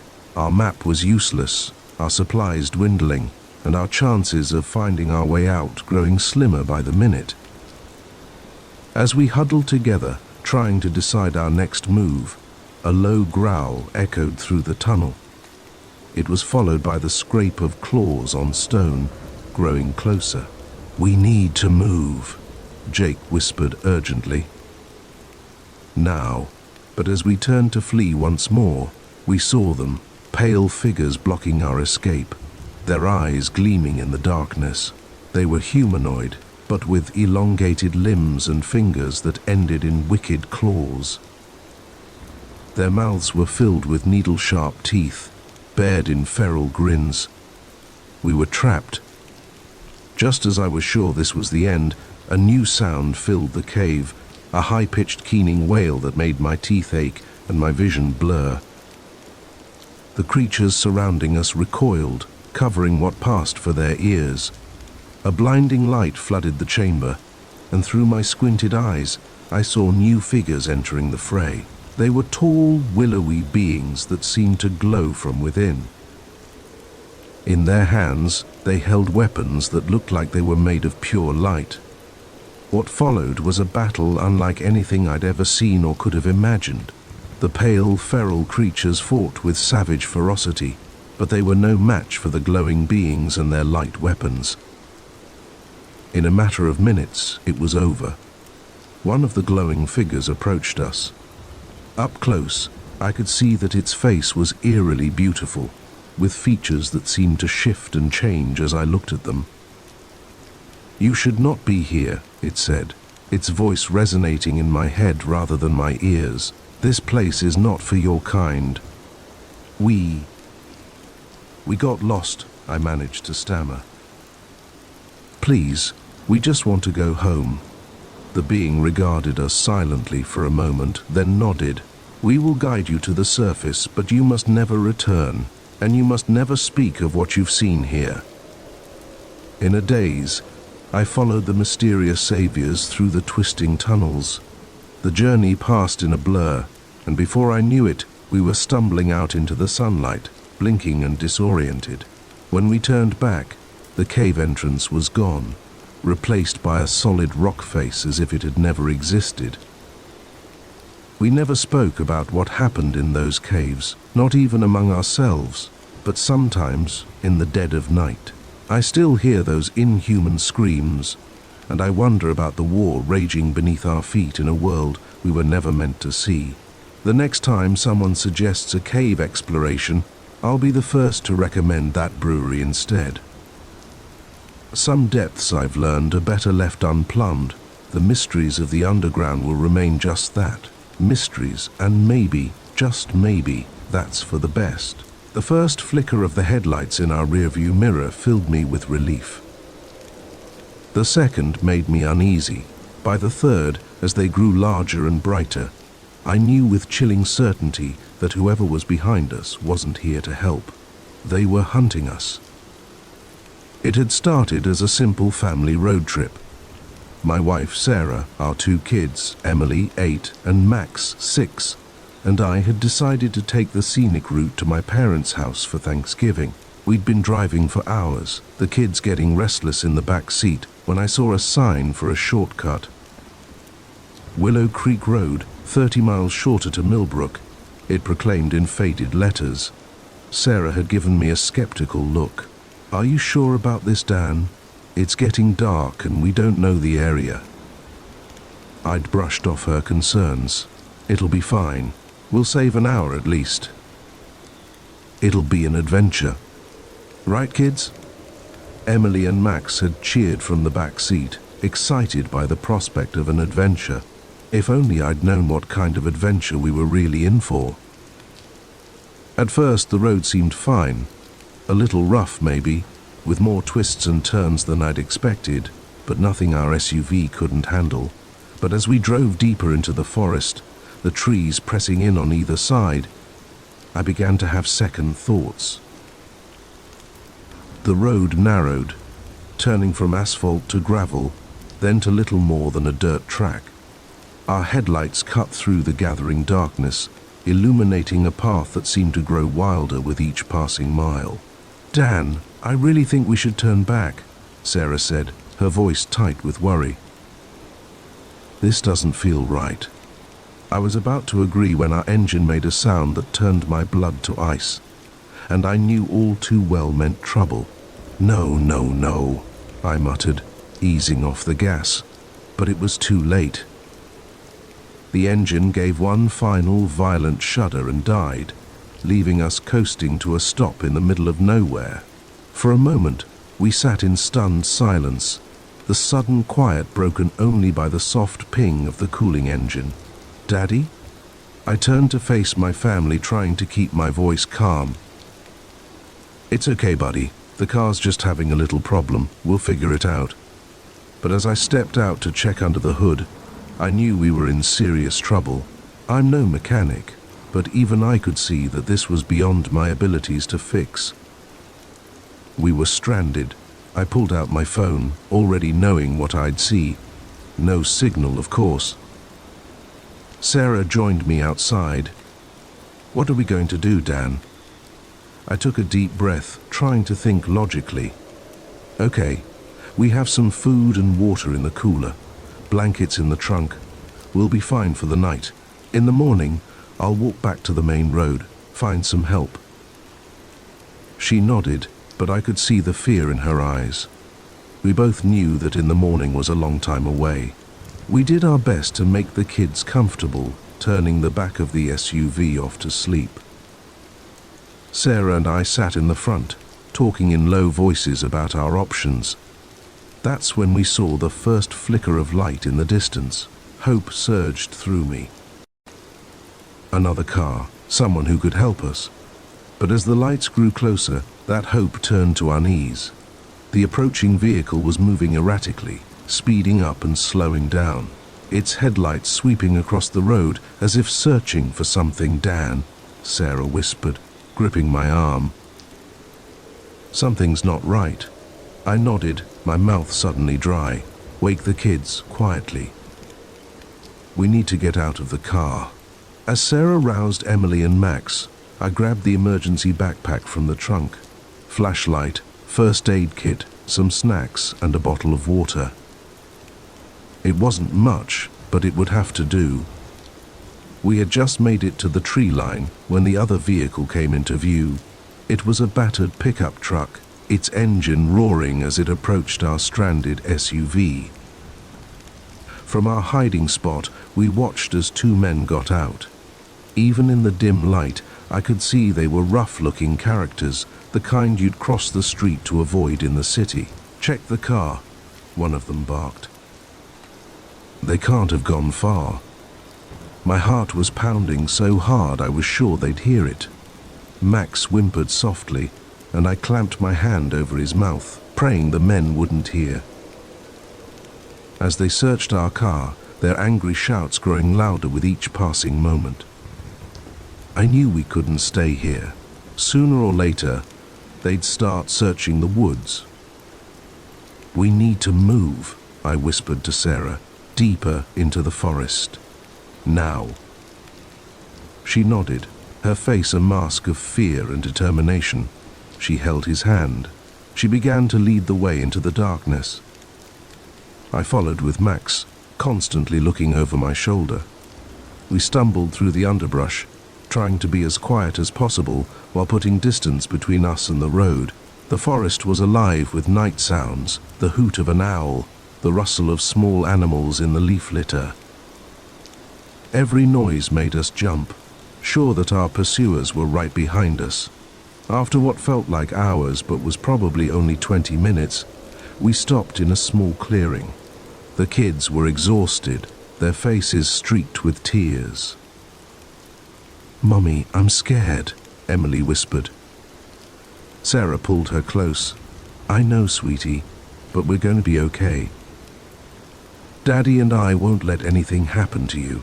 I wished I felt as confident as I tried to sound. The truth was, I was terrified. We were lost in an unfamiliar forest, being hunted by men whose intentions I didn't want to imagine, with two young children to protect. It was a nightmare scenario, and I had no idea how to get us out of it. A sudden crack of a branch breaking nearby made us all freeze. I gestured for Sarah to take the kids and hide behind a fallen log, while I crouched behind a tree, my heart in my throat. The beam of a flashlight cut through the darkness, swinging back and forth as heavy footsteps approached. I held my breath, praying that the kids would stay quiet. "I know you're out here," a gruff voice called out. "Make it easy on yourselves and come on out. We just want to talk." I didn't believe that for a second. These men hadn't chased us into the forest in the middle of the night just to talk. The footsteps grew closer. I could see the man now, his face half illuminated by his flashlight. He was big, with a scraggly beard and eyes looking back and forth, searching. He was going to find us. It was only a matter of time. I had to do something. Taking a deep breath, I picked up a rock and threw it as far as I could in the opposite direction. It clattered against a tree, the sound unnaturally loud in the quiet forest. The man's head snapped towards the noise. Got you now, he muttered, moving away from us. As soon as he was out of sight, he said, "Why we have to keep moving," I whispered. "They're spreading out, searching the woods." Sarah nodded, her face pale but determined. We set off again, moving as quietly as we could, constantly alert for any sign of our pursuers. As we walked, my mind raced, trying to come up with a plan. We couldn't keep this up forever. That's when I saw it, a faint glow in the distance, too steady to be a flashlight. A house, a ranger station, whatever it was our best hope. "Look," I whispered, pointing. "Light. We're going to head that way, okay?" We moved faster now, hope giving us renewed energy. The light grew brighter, and soon we could make out where we stood. I heard shouts behind us. They'd picked up our trail. "Run," I yelled, abandoning all attempts at stealth. We sprinted across the open ground, the sounds of pursuit growing louder behind us. Emily stumbled, and I scooped her up without breaking stride. We reached the cabin door just as our pursuers broke from the tree line. Sarah pounded on the door, the man holding a shotgun. "Get in," he barked, his eyes widening as he took in our terrified faces and the men running towards us. We didn't need to be told twice. We dove inside, and the man slammed the door shut behind us, throwing the bolt just as our pursuers reached the porch. "Who are you?" the man demanded, his shotgun still at the ready. "What's going on here?" Between gasps for breath, he shuddered as he listened. "Damn Hawkins boys," he muttered. "Been terrorizing folks around here for years." He moved to an old-fashioned phone on the wall, the first working phone we'd seen in hours, and started dialing. "This is Tom Granger out on Old Mill Road," he said into the receiver. "Got a family here being chased by the Hawkins gang. Send everyone you've got." As we waited for the police to arrive, huddled in the safety of Tom's cabin, I held my family close. We were safe, at least for now. But I knew that the memory of this night would stay with us for a long time. Our shortcut had turned into the longest night of our lives, a nightmare that could have ended much differently if not for a bit of luck and the kindness of a stranger. As I heard the distant wail of sirens approaching, I made a silent vow. No more shortcuts, no more reckless decisions. From now on, the safety of my family would always come first. The flashing lights of the police cars lit up the clearing, and for the first time since our car had broken down, I felt like I could breathe again. We had survived. We were together. And that, I realized, was the greatest adventure of all.